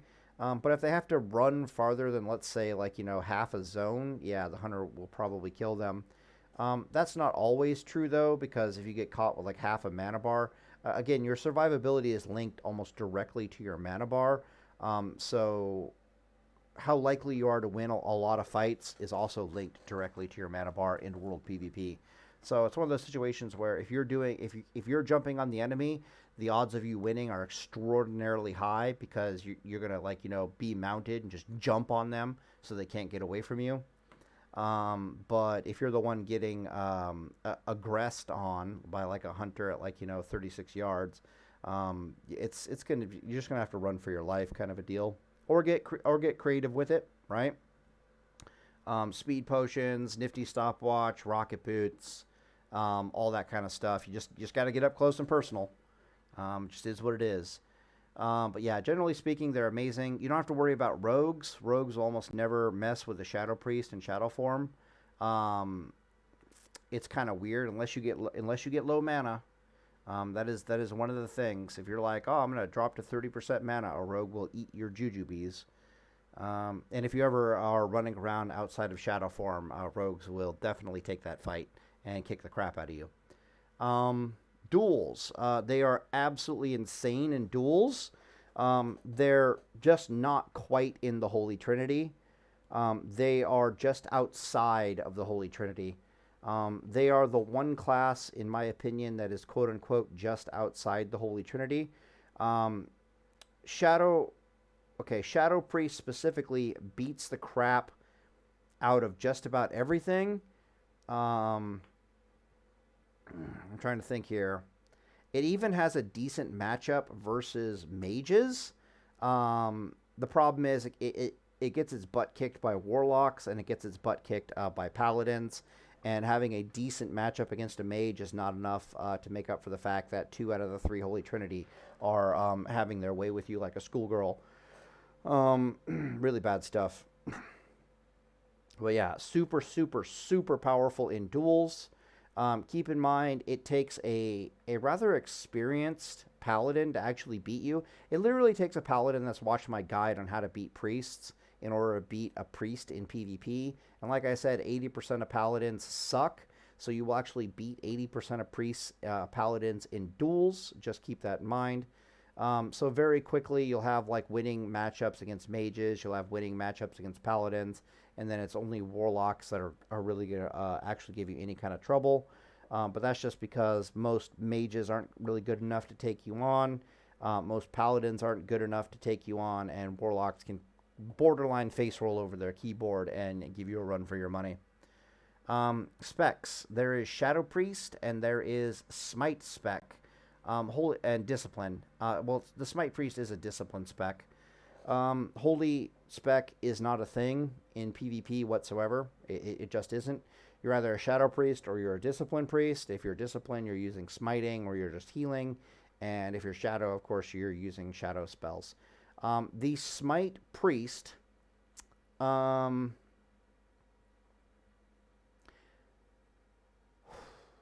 Smite Priest is one of the sleeper PvP specs in classic World of Warcraft.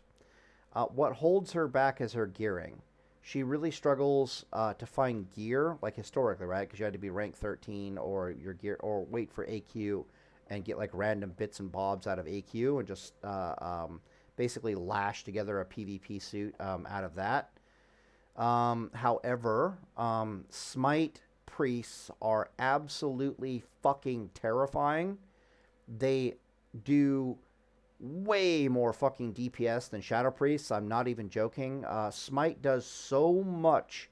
Smite spam priests do so much DPS that they will kill paladins, holy paladins, even though the holy paladin is doing nothing but casting holy lights into themselves. They will out DPS healers while healers are doing nothing but healing themselves. The DPS on Smite is absolutely insane. It's because it's got like a very short cast time on Smite, and it's got an extraordinarily high spell power ratio for a spell. Smite Priests are absolutely terrifying. I don't know why I don't see them in dueling tournaments too terribly often. I think it's because the lack of shadow form causes them to have a losing matchup versus rogues. That would be my guess, because when you watch Shadow Priest versus Rogue, the Shadow Priests barely survive the attentions of a rogue with like 15% HP remaining. And I think without that, that's with shadow form, and I think without that, they just kind of fall over. So and of course, they still lose to the Holy Trinity. So it's like, crap. But other than that, they're absolutely amazing. There's really not that much to say here on priests. They're a very dirt simple class. Oh, that's another thing. The other thing to say about priests is that you can be really bad at the game and still be a top tier PvPer when you play priest. Like literally all you have to do is get the gear and then it plays basically like a League of Legends character where you can just like smash your face into the keyboard, and pretty much you'll beat the vast majority of enemies that try to tangle with you, like just end of story, right? Um, that is one of the things that I really love about Priest, is that she's dirt simple, kind of the way a paladin is dirt simple. Yeah. All right. Anyway, not much to say about Priest. Sorry about that. I'm trying to think about gear or anything like that. TBC.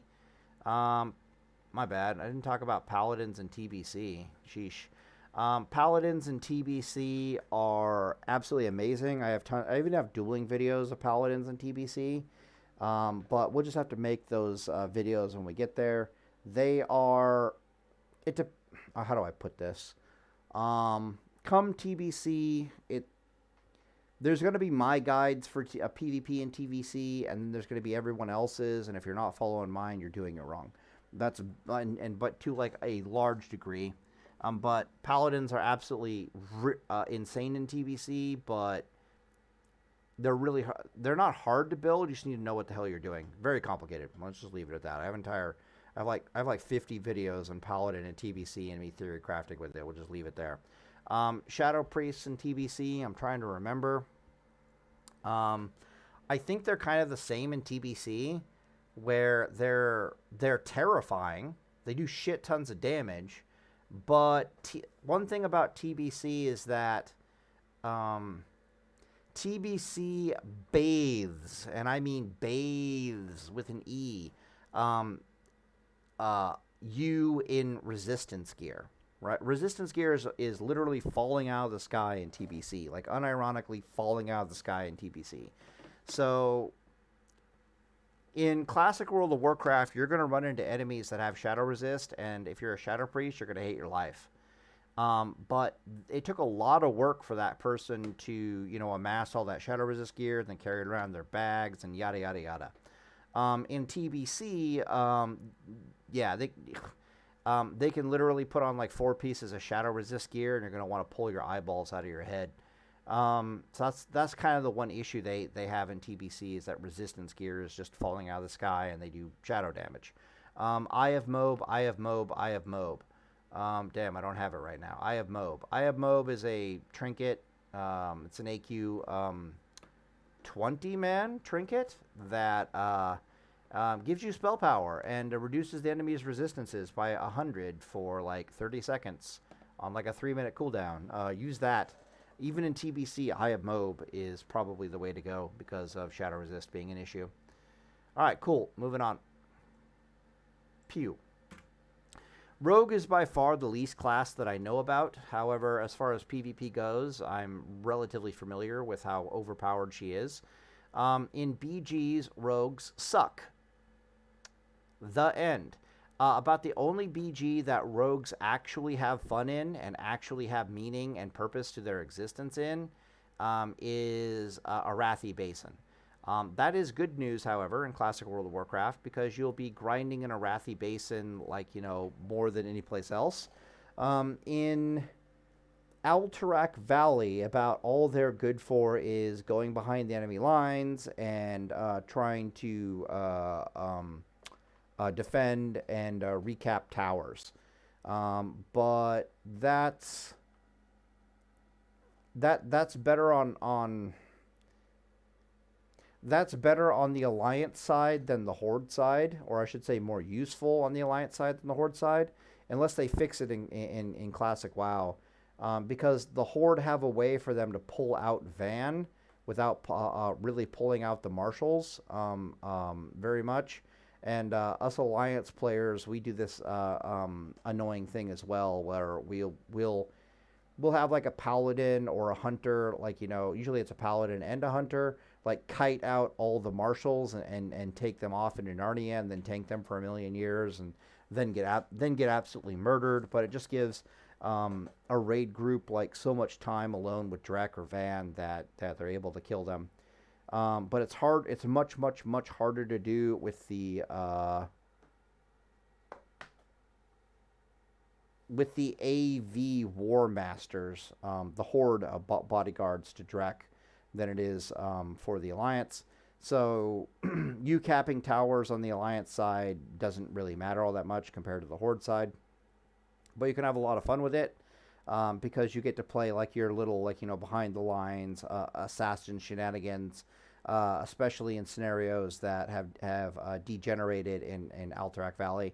In AB, of course, you are a monster. You can cap flags, defend flags, sap people just running, trying to ride by on their mounts. It's really, really gross. In AB, my bad, in Warsong Gulch, you're like a flag room defender, and like that's it. You're actually really, really good as a rogue. Dealing with druids. I completely forgot about this. My bad. Maybe they're good in maybe they're a sleeper class in Warsong Gulch.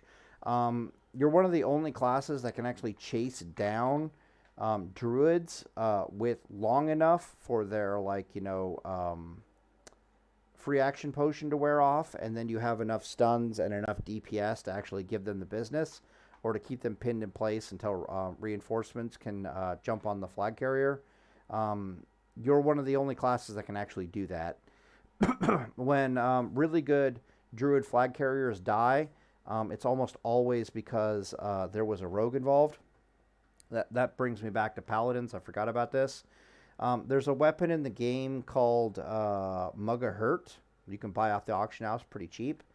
It's a 1.7 speed weapon that has like a 5% chance on hit, 10% chance on hit if you're using Seal of Righteousness as a paladin, to slow the target for 10 seconds.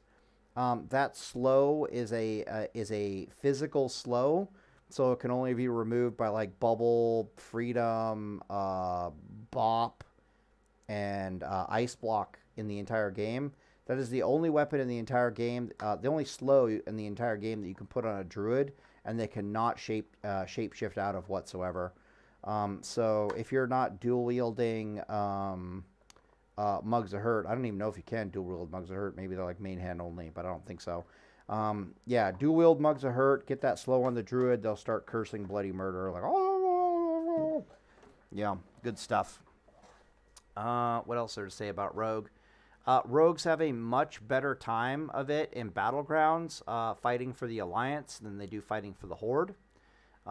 Yes, they get Wind Fury when they fight for the Horde, but that is kind of nothing compared to Freedom, Bops, and Cleanses, and all that good stuff that Paladins bring.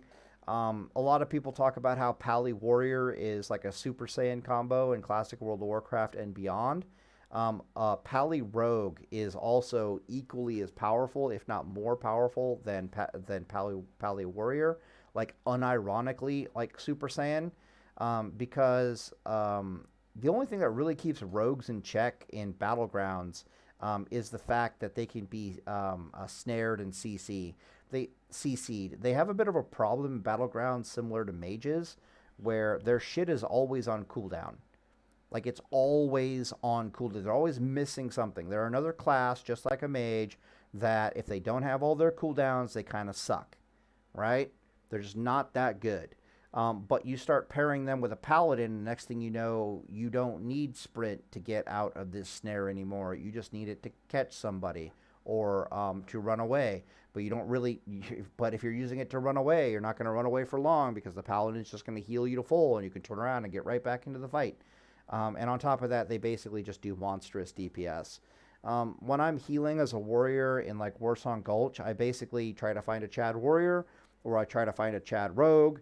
And if I can't find a Chad warrior or a Chad rogue, I try to find a Chad warlock. And if I can't find a Chad warlock, I'll find a Chad hunter or a Chad mage. Right? I'm just going to cozy on up to something and do what I do best, which is, keep them alive, mobile, and absolutely murking the crap out of things. But in my experience, rogues are even better than warriors for a duo with paladin. Pally rogue, absolutely terrifying, classic WoW. Pally warrior, terrifying. Pally warlock, terrifying. Even Pally hunter is the stuff of nightmares.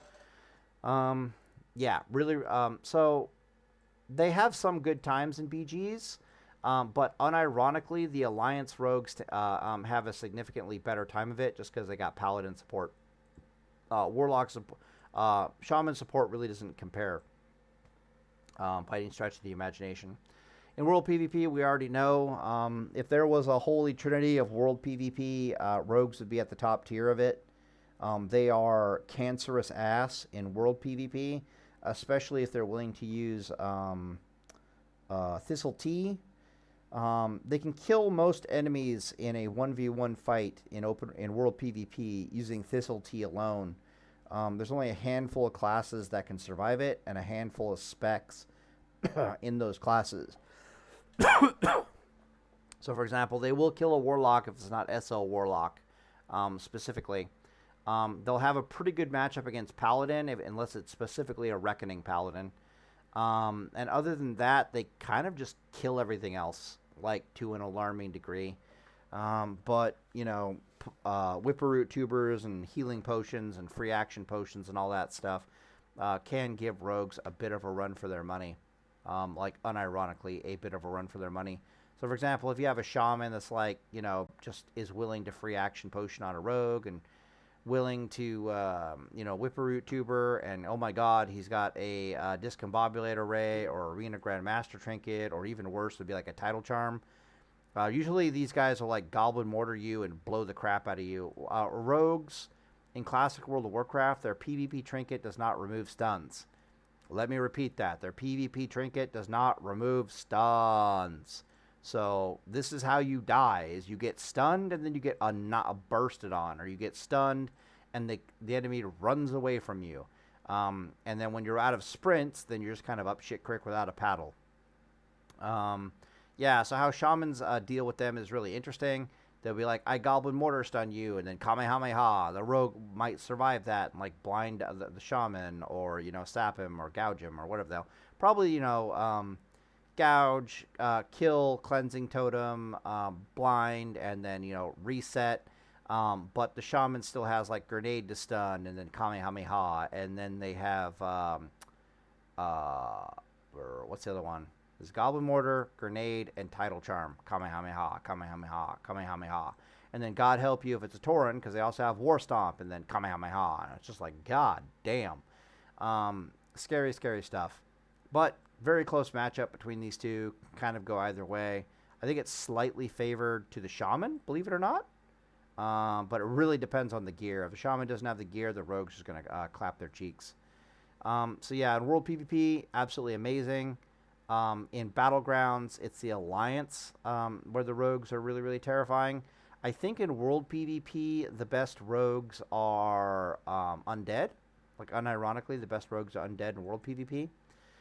In Duels, the best rogues are like either human or undead. And there's like one more, but I can't remember what the hell it is. Yeah, orc rogues are monsters. If you see an orc female rogue, for whatever reason, that is usually the scariest rogue in the like on the server, like bar none. The reason for this is because, remember what I just said when I said that when rogues die, it's because they get stunned and then bursted on? Well, this motherfucker has kind of decided that going orc, especially female orc, because it looks more like a man than the, like, you know, the actual male orc, which, god, I don't know what the hell that thing looks like when it's crouching and walking around. It looks like a crab, like a malformed green crab trying to stealth around. What am I trying to say here? Right, that orc stun resistance, giving them a 20% chance to resist stuns, gives them a fighting chance against a lot of these classes. So it gives them a fighting chance against Paladin that they didn't otherwise have. Not much of one, but it gives them one. It definitely gives them one against Shamans. They have a very good chance of beating a Shaman if they're an Orc rogue. If they're an Undead rogue, it's a much, much closer fight. It's probably even Shaman favored if it's an Undead rogue. The reason for this is because the Shaman has to, like, you know, put multiple stun after stun into the rogue, and multiple Kamehameha into the rogue before the rogue will actually die. And if each of those stuns has a 20% chance to fail, then you're looking at, like, you know, A pretty good win chance off of that for the rogue alone. However, there conversely, there's a bit of like a weird trade-off with rogues, right? So there's like human, dwarf isn't that bad, but you never see them. There's human rogue. There is human rogue, undead rogue, and orc rogue. Undead rogue will give you a better matchup against mages and warlocks. Orc rogue will give you a better matchup against paladins and shamans, and against warriors, like unironically. But you don't. That's kind of rogue favored anyways. So I don't know about that one. It even gives you a better chance against hunters as an orc, because a lot of the hunters, they'll try to stun you with their pet, and that's how they set up their whole "I'm going to get distance off you" combo. Same thing with grenade and tidal charm, and of course, if you resist that, it's really, really good. So orc is just good across the board. And then of course, the last one is alliance, which is human. This is where TBC really comes into play. Human rogue in TBC is top tier and meta. Okay, I know this much about TBC PvP. It's top tier and meta, and the reason why this is human rogues dueling any other race of rogue wins. Like 90% of the time, 80% of the time wins. The reason for this is because the human rogue can use perception to find and get the opener on the opposing rogue almost 80% of the time, resulting in pretty much like an 80% win rate for the rogue, because the rogue that opens wins, basically. So rather than having like this weird little stealth match where it's like, oh, who's going to find who first, they just get to activate perception and just fucking murk your ass. So if you're planning on playing in TBC, human rogue is absolutely amazing. Otherwise, orc rogue is also absolutely amazing. And orc rogue is like second best in my opinion, because it also it gives you a fighting chance against human rogues, unlike any of the other rogues that we've talked about so far, right? Why is that? Well, because you got that stun resist. That stun resist can come through as an orc rogue, and next thing you know, you spin around and stun them back, and you kind of nullify the fact that they opened on you somewhat. Blah blah blah blah blah. Duels. Rogues are actually kind of top tier in duels. They are annihilators of low tier players. They require quite a bit of skill to play as a rogue, or macros, or one of the two. But against bad players who are not in the right gear, which is like 80% of the player base, you will shit all over them as a decent rogue. It's when you start running into people who have got Tidal Charm and like Arena Grandmaster and Goblin Mortar and even Gnomish Nanomatic can give you problems. And oh my god, is that a fucking dwarf over there? Like you get the idea. But as a general rule, they are another class that is like barely not in the Holy Trinity, and they're not in the Holy Trinity because they have a losing matchup against mages, even though it's close. Like at the highest level, they have a losing matchup against mages, even though it's kind of close. It's like 60-40. And they also have a very hard time killing SL Warlock. Their hardest matchup to win is Reckoning Paladins, but their second hardest matchup to win is SL Warlock. Like unironically, and even then, I think they also struggle to kill druids, if I recall correctly. So yeah, duels are a completely different animal than world PvP, because people can prepare for each other, right? And if people are preparing for you properly and they're the right class, you're gonna have a rough time of it. But you murk the crap out of most things, and against bad players, if you're a good rogue, yeah, you'll have like winning matchups against you. You'll think you're a god, and you wonder why. Oh, I wonder why this thing doesn't win dueling tournaments. It's because 80% of the player base sucks. Specs. I think there's multiple specs of rogue, but I think everyone just plays like one spec of rogue, if I recall correctly. I really don't know much about rogues and their specs, to be perfectly honest with you. As a paladin, I know they have different openers and they have different thises and that's. Some are opening my armor, some are causing me to bleed, some are doing this, some are doing that, and I'm like, well, I'm gonna stun you, I'm gonna wreck bomb you, and you're gonna die, and that's just all there is to it. And it's like, oh, you're running away, that's cute. Well, when you get back, I'm gonna stun you and wreck bomb you, and you're gonna die. So enjoy. Yeah. So that's all I gotta say about rogues. Shamans. Alright, Jesus, we're almost 2 hours in this fudging video. Shamans are amazing in Battlegrounds. And just about all Battlegrounds are like a turret of death. They bring Purge to the parties. They get to purge the crap out of everything, which is awesome. And it makes them incredibly offensive. They're basically the opposite of Paladins in Battlegrounds. Like the complete opposite, the polar opposite of Paladins in Battlegrounds. In Battlegrounds, Paladins bring heals and cleanses to the party. Okay, Chad healing and that cannot really be stopped, and cleansing the world. Shamans, by contrast, bring purges and ranged burst. All right, so the literal opposite of cleansing and healing. Now, that doesn't mean Paladins can't DPS rather than cleansing and healing, and it doesn't mean Shamans can't heal rather than purging and bursting. Yeah, Shamans basically define the playstyle of the Horde being so aggressive and front-loaded. The reason why it's front-loaded just means like all your damage is within like a very short window of time, and then afterwards you're kind of sitting on your hands and doing like limp dick DPS. That's front-loaded. Whereas the Alliance is more sustained. That's specifically because of Shamans and Paladins. So Shamans, mathematically, all right? Shamans mathematically can take their mana bar. Are you listening to this? And they do this in TBC as well.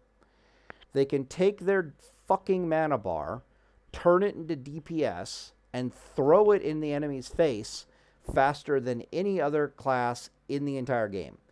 Right? So a mage can only take their mana bar, turn it into DPS, and put it into an enemy so fast. Same thing with Warlocks, same thing with Druids, even same thing with Paladins, right?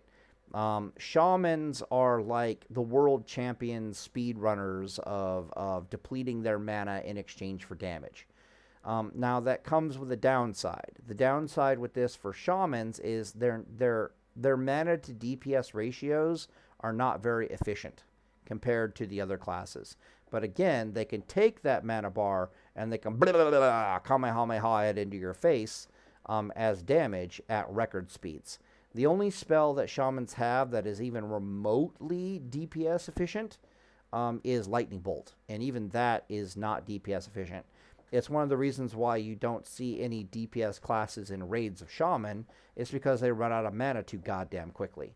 They're not designed to be mana efficient. They're designed to be time efficient, if that makes any sense.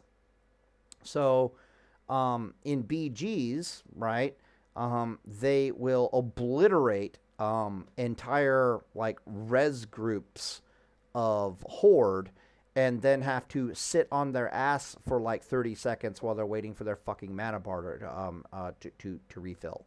The one thing that throttles Shamans in PvP is having mana issues. They're kind of like Shadow Priests that way, but even worse.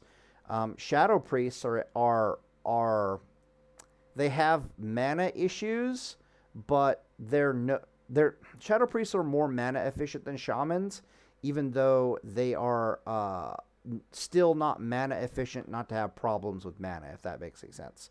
So yeah, Shamans, the life of a Shaman is burst. Literally, Shamans can only do about 4 bursts before they go and have to drink. 4 fucking bursts, and then you have to drink.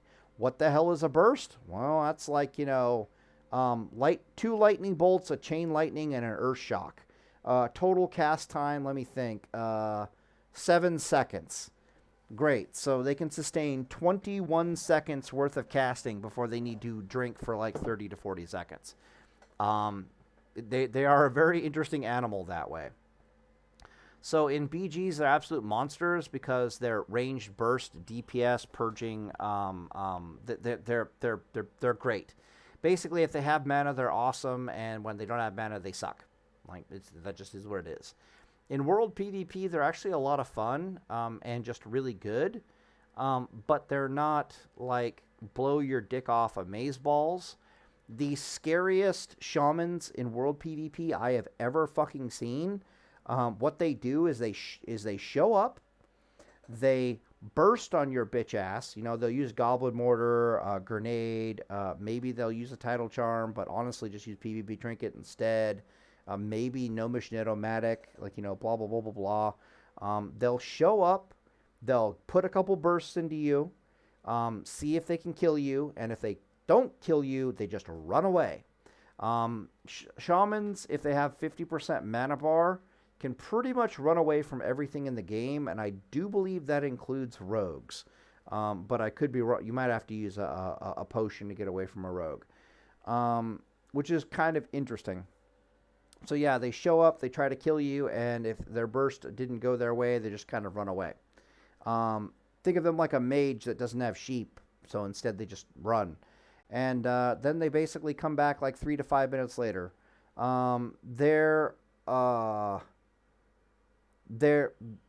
have 2 specs for bursting. One has 31 talent points into the elemental tree, and the other one has 21 points in the healing tree, the resto tree. One, I forget what their last talent is, like not elemental devastation, it's like elemental mastery or something. And then the other shaman has nature swiftness. The nature swiftness shaman is the scarier of the 2 PvP shamans, in my personal opinion, just because they're far more flexible, especially in world PvP, because you're going to survive a rogue's opener no problem, and then you have to make the decision as the shaman, based upon how much damage you took from the rogue, whether you use your nature swiftness offensively or defensively. This is a choice that the elemental shaman, the 31 points elemental shaman, cannot make. His Kamehameha ability is offense only, whereas the nature swiftness one is offense or defense. I think, like I said before, maybe I haven't said it yet, I don't know. Nature swiftness with a macro does not have a GCD associated with it, so you can literally just, you know, lightning bolt, chain lightning, earth shock, all in one global. Literally, it's just instant. Like, blah! You finish the lightning bolt, and then the chain lightning and the earth shock just fly out of you instantaneously. Absolutely terrifying. Pair that with some stuns, and you can kill almost anything in the game. A lot of classes, however, require multiple bursts. So stuns and Gnomish Netomatic are your best friend as a shaman, because you're gonna often need multiple bursts to put people down. But like I said, you can basically burst with a shaman every 6 seconds. So, you know, whatever. Really, really disgusting. 6-7 seconds. Battlegrounds, World PvP. Yeah, so there's well-rounded World PvP if you know what you're doing. Be the nature swiftness build, 100%. Duels, they're mid-tier in duels. There's a lot of stuff that beats them at the high level, but a lot of people are bad, so you'll just end up having like really good, fun matchups with just about everybody, and you'll feel like everybody can beat you, you can beat everybody. As you get better, you'll, you know, be like, oh, I have winning matchups against these classes, and I don't have winning matchups against those classes. It's just fun and dynamic, straight up middle of the pack dueler. When I say middle of the pack dueler, what I mean by this is she has like 40% win ratios against some classes, and she has like 70% win ratios against other classes. But against most classes, she's like 60-40 one way or the other. 60-40 this way, 60-40 that way. Versus the Holy Trinity, she has a 40% win rate, or about 30 to 40% win rate against mages at the highest level. She has about a 30% win rate, I think, against SL Warlocks. It's actually there, unironically. But she gets her absolute dick beat off Shaman, that is, gets her dick beaten down by Paladins. Paladins will, again, they're this... These two are literally the mirror opposites of each other, Paladin and Shaman. So Paladins are the sustained kings of World of Warcraft PvP. You cannot them. They will not fucking die. And then Shamans are the complete opposite of that, where it's like hyper lethal, but can very, very quickly. So they just lose mana wars against Paladins and eventually get hacked to pieces. And that's what life looks like for them against the Holy Trinity. Gearing Shamans is a little difficult. They're another one of those classes where every tier set I think they get is like a resto tier set. It's a healing tier set. So they really need rank gear. Or, again, with the AQ stuff, they need to, like, patch some of the spellcasting AQ gear set stuff that nobody wants in order to PvP properly. Just rank to 13, you're good to go. Even 14 is advisable because spell blades and whatnot. Flame Tongue Weapon has a pretty serious spell power ratio behind it. So don't be afraid to thunk people with your weapon as an elemental shaman. It'll do a surprising amount of damage. You'll be like, hitting people with your Lockamere for like 200 fire damage, and they're like, "What the fuck?" Yeah, it's a little scary there, to be sure. In TBC and beyond, enhancement shaman suddenly start becoming a thing. In classic World of Warcraft, enhancement shaman is it's kind of F tier in PvP, like unironically F tier in PvP. A lot of fun to try to make work, but F tier in PvP to be sure. Maybe enhancement shaman is much better with rank 14 gear, and they just never really get rank 14 gear. It might be a case that enhancement shaman is better than we think. She's just gear throttled. But we've seen a lot of testing with enhancement shaman on PvP servers like Henhouse over the years, and the enhancement shaman just is not there. It desperately needs dual wielding, which it doesn't get until TBC. I actually play Paladin and enhancement shaman in TBC. Both of them are absolute monsters in TBC, and both of them are monsters in TBC. I think Shaman still has its mana issues in TBC though, but she kind of doesn't change, but she's just awesome. What else is there to say? Gearing, specs, gearing. Okay, so there's only really two specs for Shaman in classic World of Warcraft. There's a 31, and then there's the 21. But we already talked about that. Man, I just want this damn video over with. Holy crap. Someone's like, "Oh, can you make this?" And I'm like, "Oh, 2 hours later. Fucking hell. I want to go to bed. It's almost 6 a.m. What the hell am I doing here?" Warlock. There's only 2 specs for Warlock in PvP. Okay, I take that back. That's not true. This depends on if you're Alliance or Horde. Okay? Because Alliance have so many cleanses at their disposal in PvP on Battlegrounds, Affliction Warlock is not viable in PvP Battlegrounds. If you're fighting the Alliance, there's just way too much cleanse all over the place. And even if you're throwing out, I don't even know if you have unstable affliction in class. I think you do in classic WoW. Yeah, yes. I honestly have no idea if you even have unstable affliction. But even if you have unstable affliction, which I don't think you do, I think that's a TBC ability. The Paladins are just going to cleanse it off anyways and not give a shit. They're just going to be like, "Oh, it's a silence. That's cute," and literally not care. But I don't think you have it. So you can't really dot up the world as a Horde player. But as an Alliance player, you can kind of dot up the world. But the problem with being an Alliance Warlock, of course, is Tremor Totem.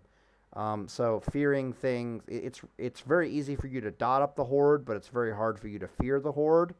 Whereas it's much easier for you to, and also all the undead running around the Horde side. So you can dot up the Horde, but you can't fear the Horde very well. And if you're a Warlock going up against the Alliance and the BGs, you can fear them very easily, but Lord knows you can't dot them to save your life. So your dots are worthless, but your fears are really, really good. So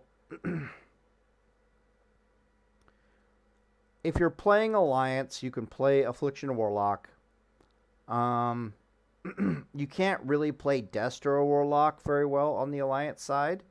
The reason for this is just because there's too much ranged offense on the Horde side, especially in forms of purges.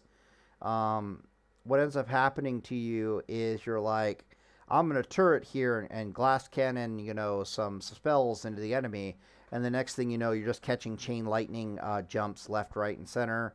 You're suffering a bunch of spell pushback. You can't counter it with a Voidwalker sacrifice because Purge is a thing. You basically just get out DPS'd by the Horde at range, and you kind of just die horribly. So I don't see a lot of Destro Warlocks playing on the Alliance side. Typically, they're Affliction Warlocks or SL Warlocks, but even the SL Warlocks have a hard time because of all the purges on the Horde side. So yeah, just a lot of Affliction Warlocks on the Alliance side in the grand scheme of things. But those are your three options. But just kind of know how it works on each side. And of course, it depends on what battleground you're in. If you're in, honestly, just play Affliction. Like, what am I even talking about here? But of course, on the Horde side, Destro Lock tends to be king. SL Warlock you can play on the Horde side, but it just does not do enough damage in Battlegrounds SL Warlock. SL Warlock is like a dueling / world PvP spec, and that's about it. SL Warlock is the Warlock that is part of the Holy Trinity. There is no other Warlock spec that is part of the Holy Trinity. If you do not have Soul Link, that's what SS stands for. I guess I've been calling a Soul Link Warlock this entire time. Yeah, if you don't have that, then you just die in duels, like straight up. You just get your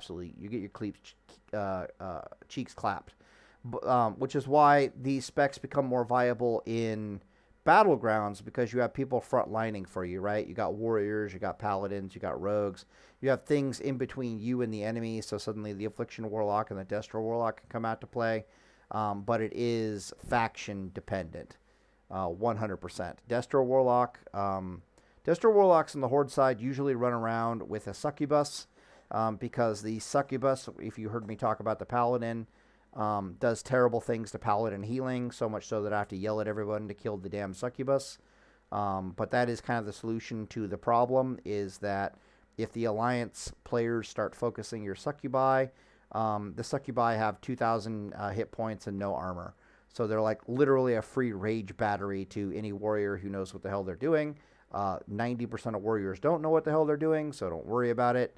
But yeah, it's literally just succubi and like fire Destro Warlocks running around on the Horde side.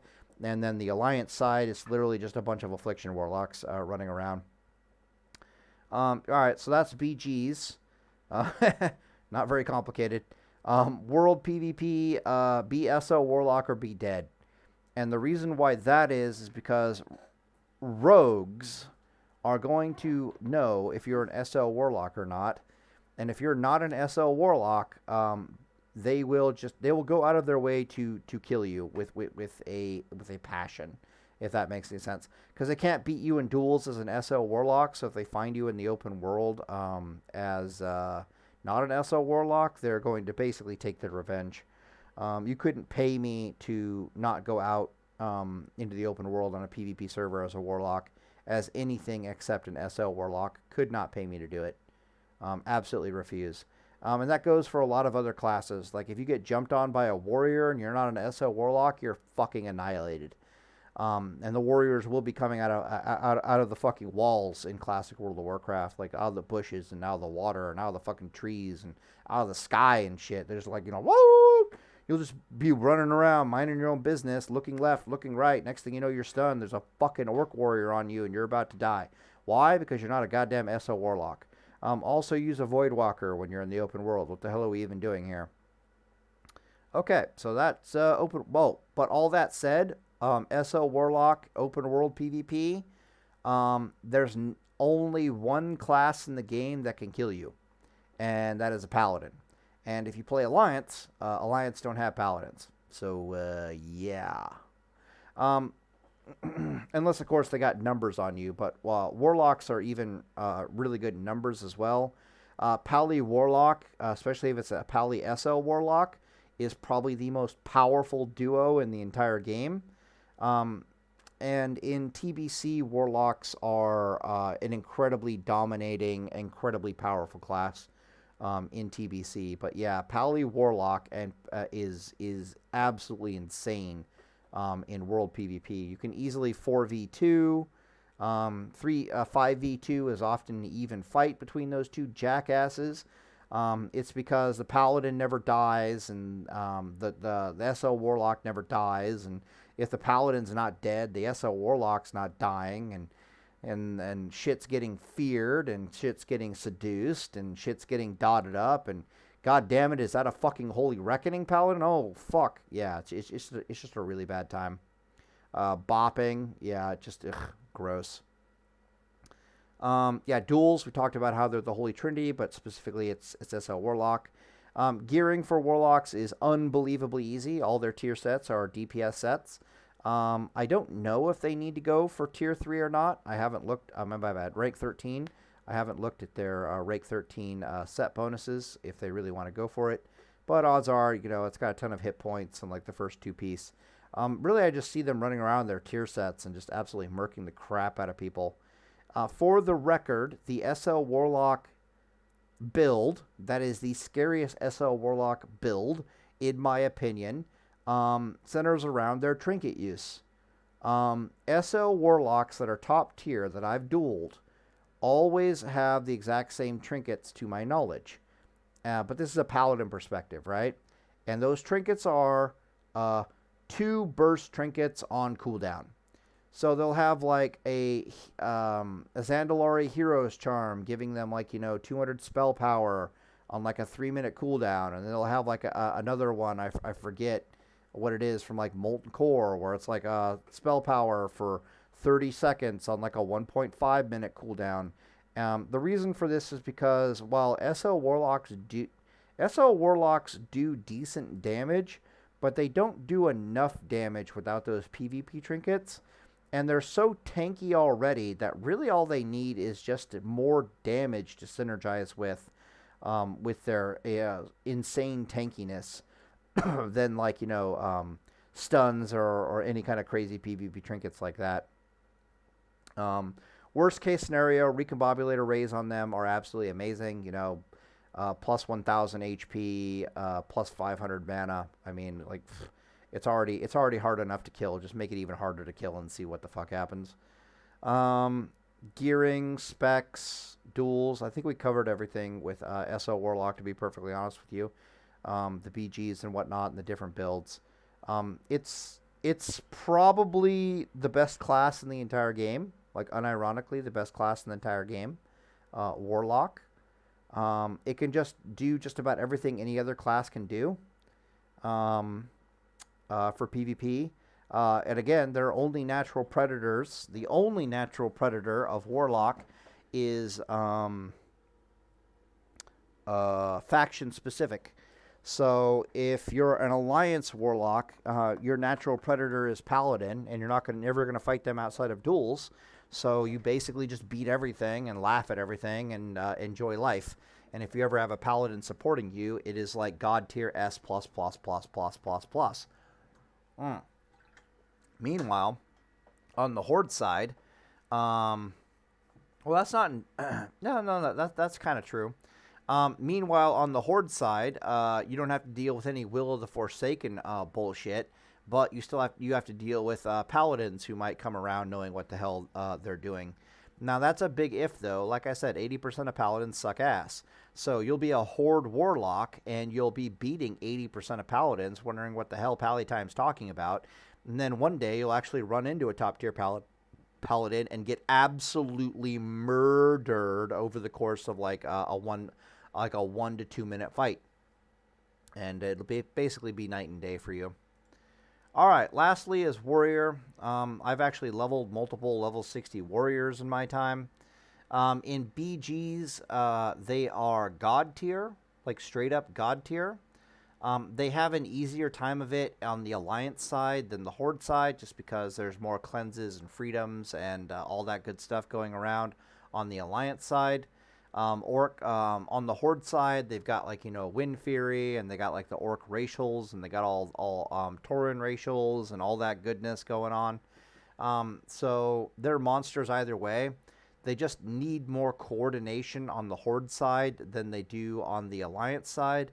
The reason for this is because they are incredibly easily CC'd if they're not catching dispels. And the only thing dispelling them on a Horde team are their 2 priests, whereas on the Alliance team, they've got dispels and freedoms basically for days. Warriors are noticeably more powerful on the Alliance side than they are on the Horde side. But when the Horde has got their shit together and knows where to put their dispels, everything basically pans out about even in the grand scheme of things. Are there any BGs where they suffer? They can have a rough time of it in the Alterac Valley BG. The Alterac Valley BG is incredibly unfriendly to melee classes. It just is what it is. But they can get in and out relatively easily. It's just much better. Once again, it's much better for the Alliance. Well, that's not exactly true. So it's really weird, right? So it's like the Alliance warriors have freedom to work with in Alterac Valley, so they can get in and out, right? They can jump into the enemy, put like a Mortal Strike and a Whirlwind, and then just run for their fucking lives. And all they need to do is catch a freedom and get cleanse spammed, and they're basically good. But the Horde can just as easily, like, purge spam them and try to put slows on them and all that stuff. And on top of that, there's like a bunch of fucking Tesla. There's a bunch of fucking Tesla turrets, like, Red Alert 2 fucking Tesla coils, fucking zapping them in the back. So a lot of times your Alliance warrior will be just about to get home, and then 4 chain lightnings will hit him in the back, and he'll die. Unironically though, that's kind of worth it because that's a lot of mana being expended from the Alliance side. So don't be discouraged. Just res back up and charge back in, and res back up and charge back in. It's actually kind of funny. What else is there to say?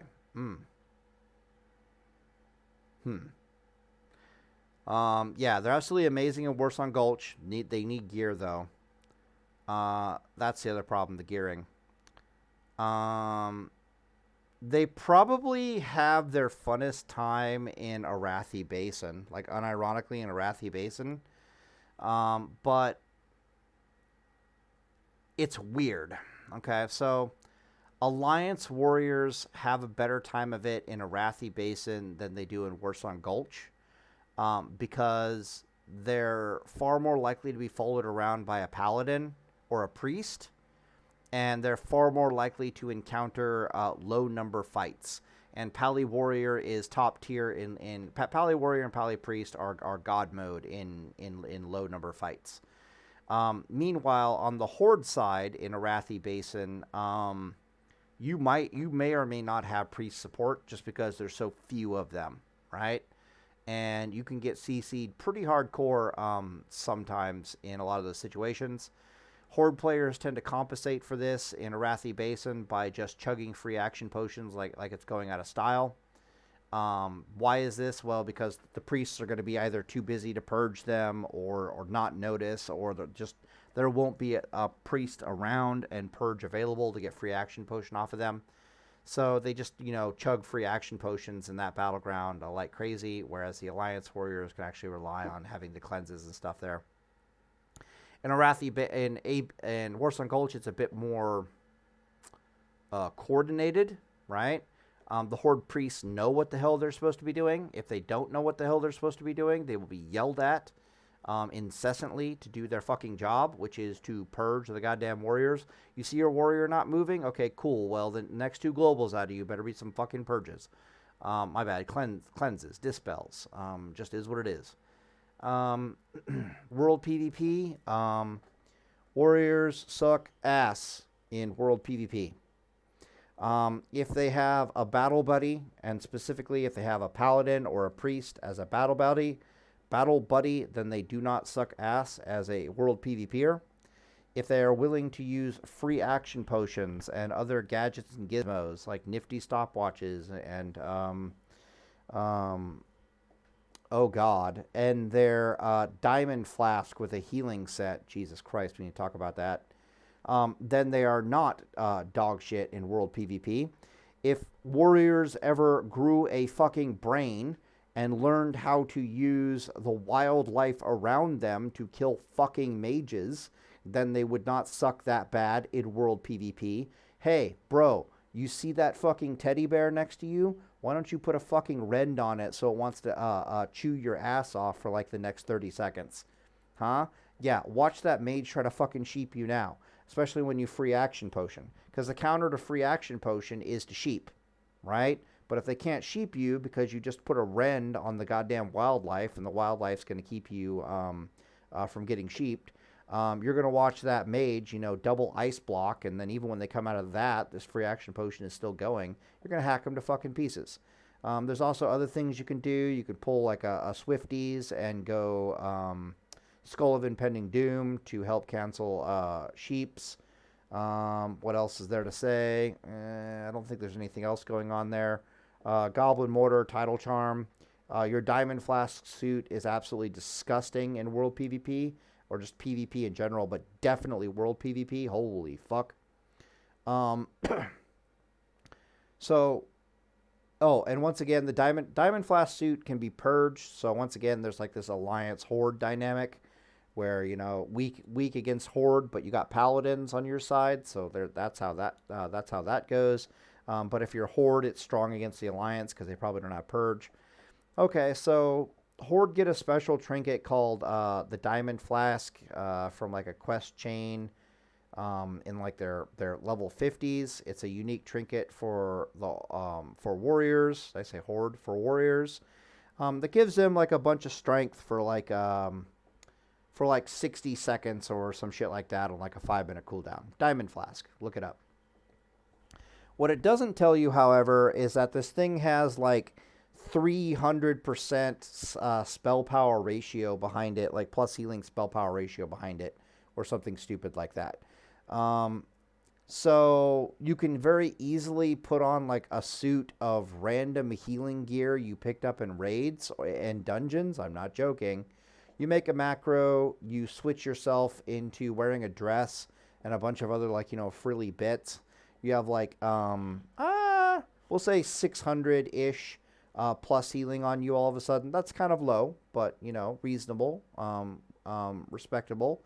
Then you pop your damn Diamond Flask, and then you swap into your DPS gear. And that Diamond Flask will tick on you for, like, thousands of HP worth of healing. No, I'm not joking. What did I say was 300%?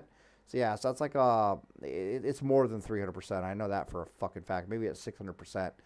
It's literally worth like 6,000-7,000 HP worth of healing when done correctly. So it's got to be over 300%. Maybe it's like 10% per second. Yeah, I think that's what it is. 10% ratio per second per tick for 60 seconds. So it's 600% ratio. So at 600 plus healing, it would be 3,600 healing over 60 seconds if they can't purge it off you. That thing is... Blech. Yeah, so World PvP, we die against mages, attack the wildlife, you stupid ape. The other thing is your Diamond Flask can do terrible, awful, no good things. A lot of things with Warrior involve, like, who's jumping who and with preparation. When you're jumping somebody as a Warrior, you have a much better chance of winning than if you're the one getting jumped on. A lot of that has to do with a Diamond Flask and like what trinkets you're using and like the combat situation in general. So if I'm jumping on a mage in World PvP as a warrior, for example, it's because I know I'm fighting in a place where I can very easily get wildlife to be chewing on my butt. But otherwise, blah, blah, blah, blah, blah. In duels, they're terrible. There's no wildlife for you to get to aggro on you, which sucks. They can use the Diamond Flask tactics to give a hell of a lot of classes a run for their money. Paladins actually have a bad matchup against warriors using the Diamond Flask shenanigans. It's not that they can't win. They win by rage starving the warrior. just by like sheer armor. You don't even hit the warrior while he's diamond flasking. You just stand there, heal yourself, and you wear like super heavy armor, and you just watch the warrior like cough and wheeze trying to keep mortal strike on you because it just can't get any fucking rage because you're wearing like 70% armor or something stupid like that. But otherwise, yeah, the diamond flask is absolutely terrifying and can trivialize a lot of fights for them. But in duels, you're not allowed to use free action potions, and that's the one thing that makes them really, really suffer. When they are allowed to use free action potions, they have winning matchups against a lot of classes all of a sudden. Free action potion comes at a cost, though. If you're free action potioning, they're probably speed potting or free action potioning themselves, or what else is there? Trying to remember. Oh, lipping, limited invulnerability potion. But yeah, free action potions are an absolute must for warrior in PvP. Like just straight up, no joke, absolute must for warriors in PvP. What else is there to say about warriors? Yeah, get the wildlife to attack you, you fucking apes. What the hell is wrong with you? Jesus Christ. Gearing. Gearing's a little hard for a warrior. You really need to get the rank 14 gear. It's one of those scenarios, again, where it's like get rank 14 gear, get rank 13, rank 14 gear, or wait for AQ. Because your tier 2.5 set is a PvP set, but everything else is a tanking set. So you can't rely on your gear coming from there. So you have to get rank 13 gear to have any kind of real PvP gear on you. And then if you want to guarantee yourself to have a decent weapon for PvP, you've got to get rank 14. But it's pretty easy to get rank 14 in the Classic Fresh that's coming out, so it's not that big of a deal. Specs. There are technically 2 specs for PvP in Classic World of Warcraft. I am a believer that there are 2 specs for PvP in Classic World of Warcraft. For BGs, there's only 1 fucking spec, and that's Mortal Strike. For duels, most people are Mortal Strike, but Fury Warrior is actually really good as well. For World PvP, Fury Warrior is probably a little bit better than Mortal Strike. It's really hard to tell. Arms Warrior, Mortal Strike Arms Warrior is top tier, and then Fury Warrior is considered to be a meme until you start using things like until you start using all the weird offhand items in the game, like the skeleton summons that we talked about before, that the paladins like to use.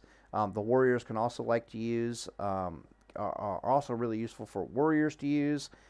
They screw up mages and other classes druids come to mind, where they want to root you in place and then just blast you with spells, but there's this fucking skeleton that keeps punching them in the dick. And while you're rooted, they can't root the skeleton, so this is a bit of a problem. Then there's what are the other offhands? Furbolg Medicine Pouch comes to mind. For an extra 1,000 HP, I do believe. And then, of course, the Skull of Impending Doom. Very famous for... very, very useful for breaking sheeps. But will hurt your HP bar. The Skull of Impending Doom is best paired, of course, with the Diamond Flask, because one is going to suck away your HP and one is going to heal you for HP. And while Skull of Impending Doom is active, not only do you move faster, but you cannot be sheeped. That's kind of important in duels and for World PvP as well. But for World PvP, it's literally just find the nearest mob, put a rend on it, and then watch mages and other classes not be able to sheep you. Also, the wildlife will help you break you out of snares on a pretty goddamn regular basis, which is pretty funny. It depends on the snare. Snares have different mechanics. So, for example, the Frost Nova snare, it has a chance to break on damage, and that chance escalates with how much damage you take. And then the Druid snare doesn't have a chance to break on damage, but when you take damage, it reduces its duration, if that makes any sense. What the hell else is there to say about warriors? Trying to think. Yeah, so I'm actually a believer in Fury Warrior, just because they have a number of offhands that are really good, especially in for both duels and for world PvP. But yeah, there's a lot of offhand options, summon pets, and like whatnots. So yeah, we covered gear, duels, yeah, BGs. I think we're done here. Not really all that much to say about Warrior. There are some other like trinkets that are really good. Warriors really do benefit from trinkets they can use both offensively and defensively. So rocket boots aren't too terribly bad on warriors either, like unironically, especially if you're using freedom potion. Um, okay, what I'm trying to say here. Usually for trinkets on warriors, a lot of people go with like their life-giving trinket, life-giving stones and whatnot, just to increase their life. I don't really like this idea. I think it's kind of stupid. I think your best trinkets on a warrior, unironically, are like Goblin Mortar and Tidal Charm. And the reason for this is because if I'm like rooted in place and I'm watching this fucking mage, like, you know, charging up like some Giga Chad Frostbolt that I know because I'm snared right now is going to crit me for like 3,000, 3,500 frost damage. Why don't I just tell him to shut the fuck up with a Goblin Mortar? Like, hey, take 400 damage and shut the hell up for 3 seconds. What the fuck is he going to do? Is he going to blink towards me? No, he's going to sit there for 3 seconds, or he's going to ice block cancel and start casting again. No option there is really good, because you don't want to waste blink. A rule of thumb when you're fighting like warrior or mage is it's like, if the scenario is you intercept, they blink, you intercept, they blink, you're going to lose as a warrior. But if it's the inverse of that, if it is they blink, you intercept, they blink, you intercept, then the mage is basically going to die. And you need to find ways to sit the roots. Some of the best ways to sit the roots are to fear them. So you'll charge on them. They'll root you in place. You don't bother mortal striking. You literally just charge on them, hit them with your two-headed weapon. You don't bother mortal striking, whirlwinding, none of that shit. If they root you in place, you just fear them. They'll be forced to ice block or use their PvP trinket or something, which is pretty cool. When they're trying to like throw grenades at you, not throw grenades at you. When they're trying to snare you in place, just throw a grenade at them to keep them busy. This is also when things like not just the wildlife is good, but I'm assuming you're in a dueling situation, you know, like free action potions. What else there to say? Skull of Impending Doom is absolutely amazing because they can't sheep you at that point. Yeah, I'm just not a fan of trying to face tank the fact that you are snared and you're in trouble. Like, think about this shit for a second. And this is how paladins think, right? Where it's like, I'm snared or I'm counterspelled. What are my options, right? Increase my HP temporarily by 3,000 and then eat this frostbolt for like, 3,500 damage, or to like Goblin Mortar him and tell him to shut up, and deny him a really powerful frostbolt. Like, what the hell are we even doing here? Bonus points if you time it well. In what am I trying to say here? There's a scenario where you could try to time your grenades and such. Where you eat that frostbolt, because the frostbolt will break you out of the snare. But your grenade lands on them all at the same time. And yeah, you'll be waddling your happy little ass over towards them for like the next 3 seconds or so. But they can't do anything, right? That doesn't work. That doesn't make any sense now that I'm thinking about it.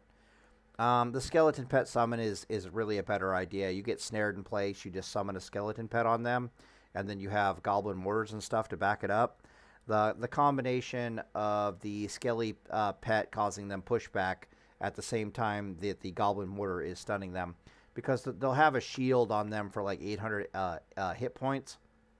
You can tell I play a warrior, right? The goblin mortar slash thorium grenade will do a shit ton of damage to that shield, and it won't be long before the skeleton pet punches their way through and starts causing spell pushback. The combination of those two will absolutely shit on a mage's DPS. Second Wind is amazing. And then you've kind of just, like, you know, weathered the storm of the snare through the use of your trinkets and your offhands, if that makes any sense. And you can you can summon a skeleton pet and then switch back to having 2 weapons. You don't need to keep the book on you, if that makes any sense. So you summon the pet and you can go back to dual wielding, or you can go back to your 2-handed weapon.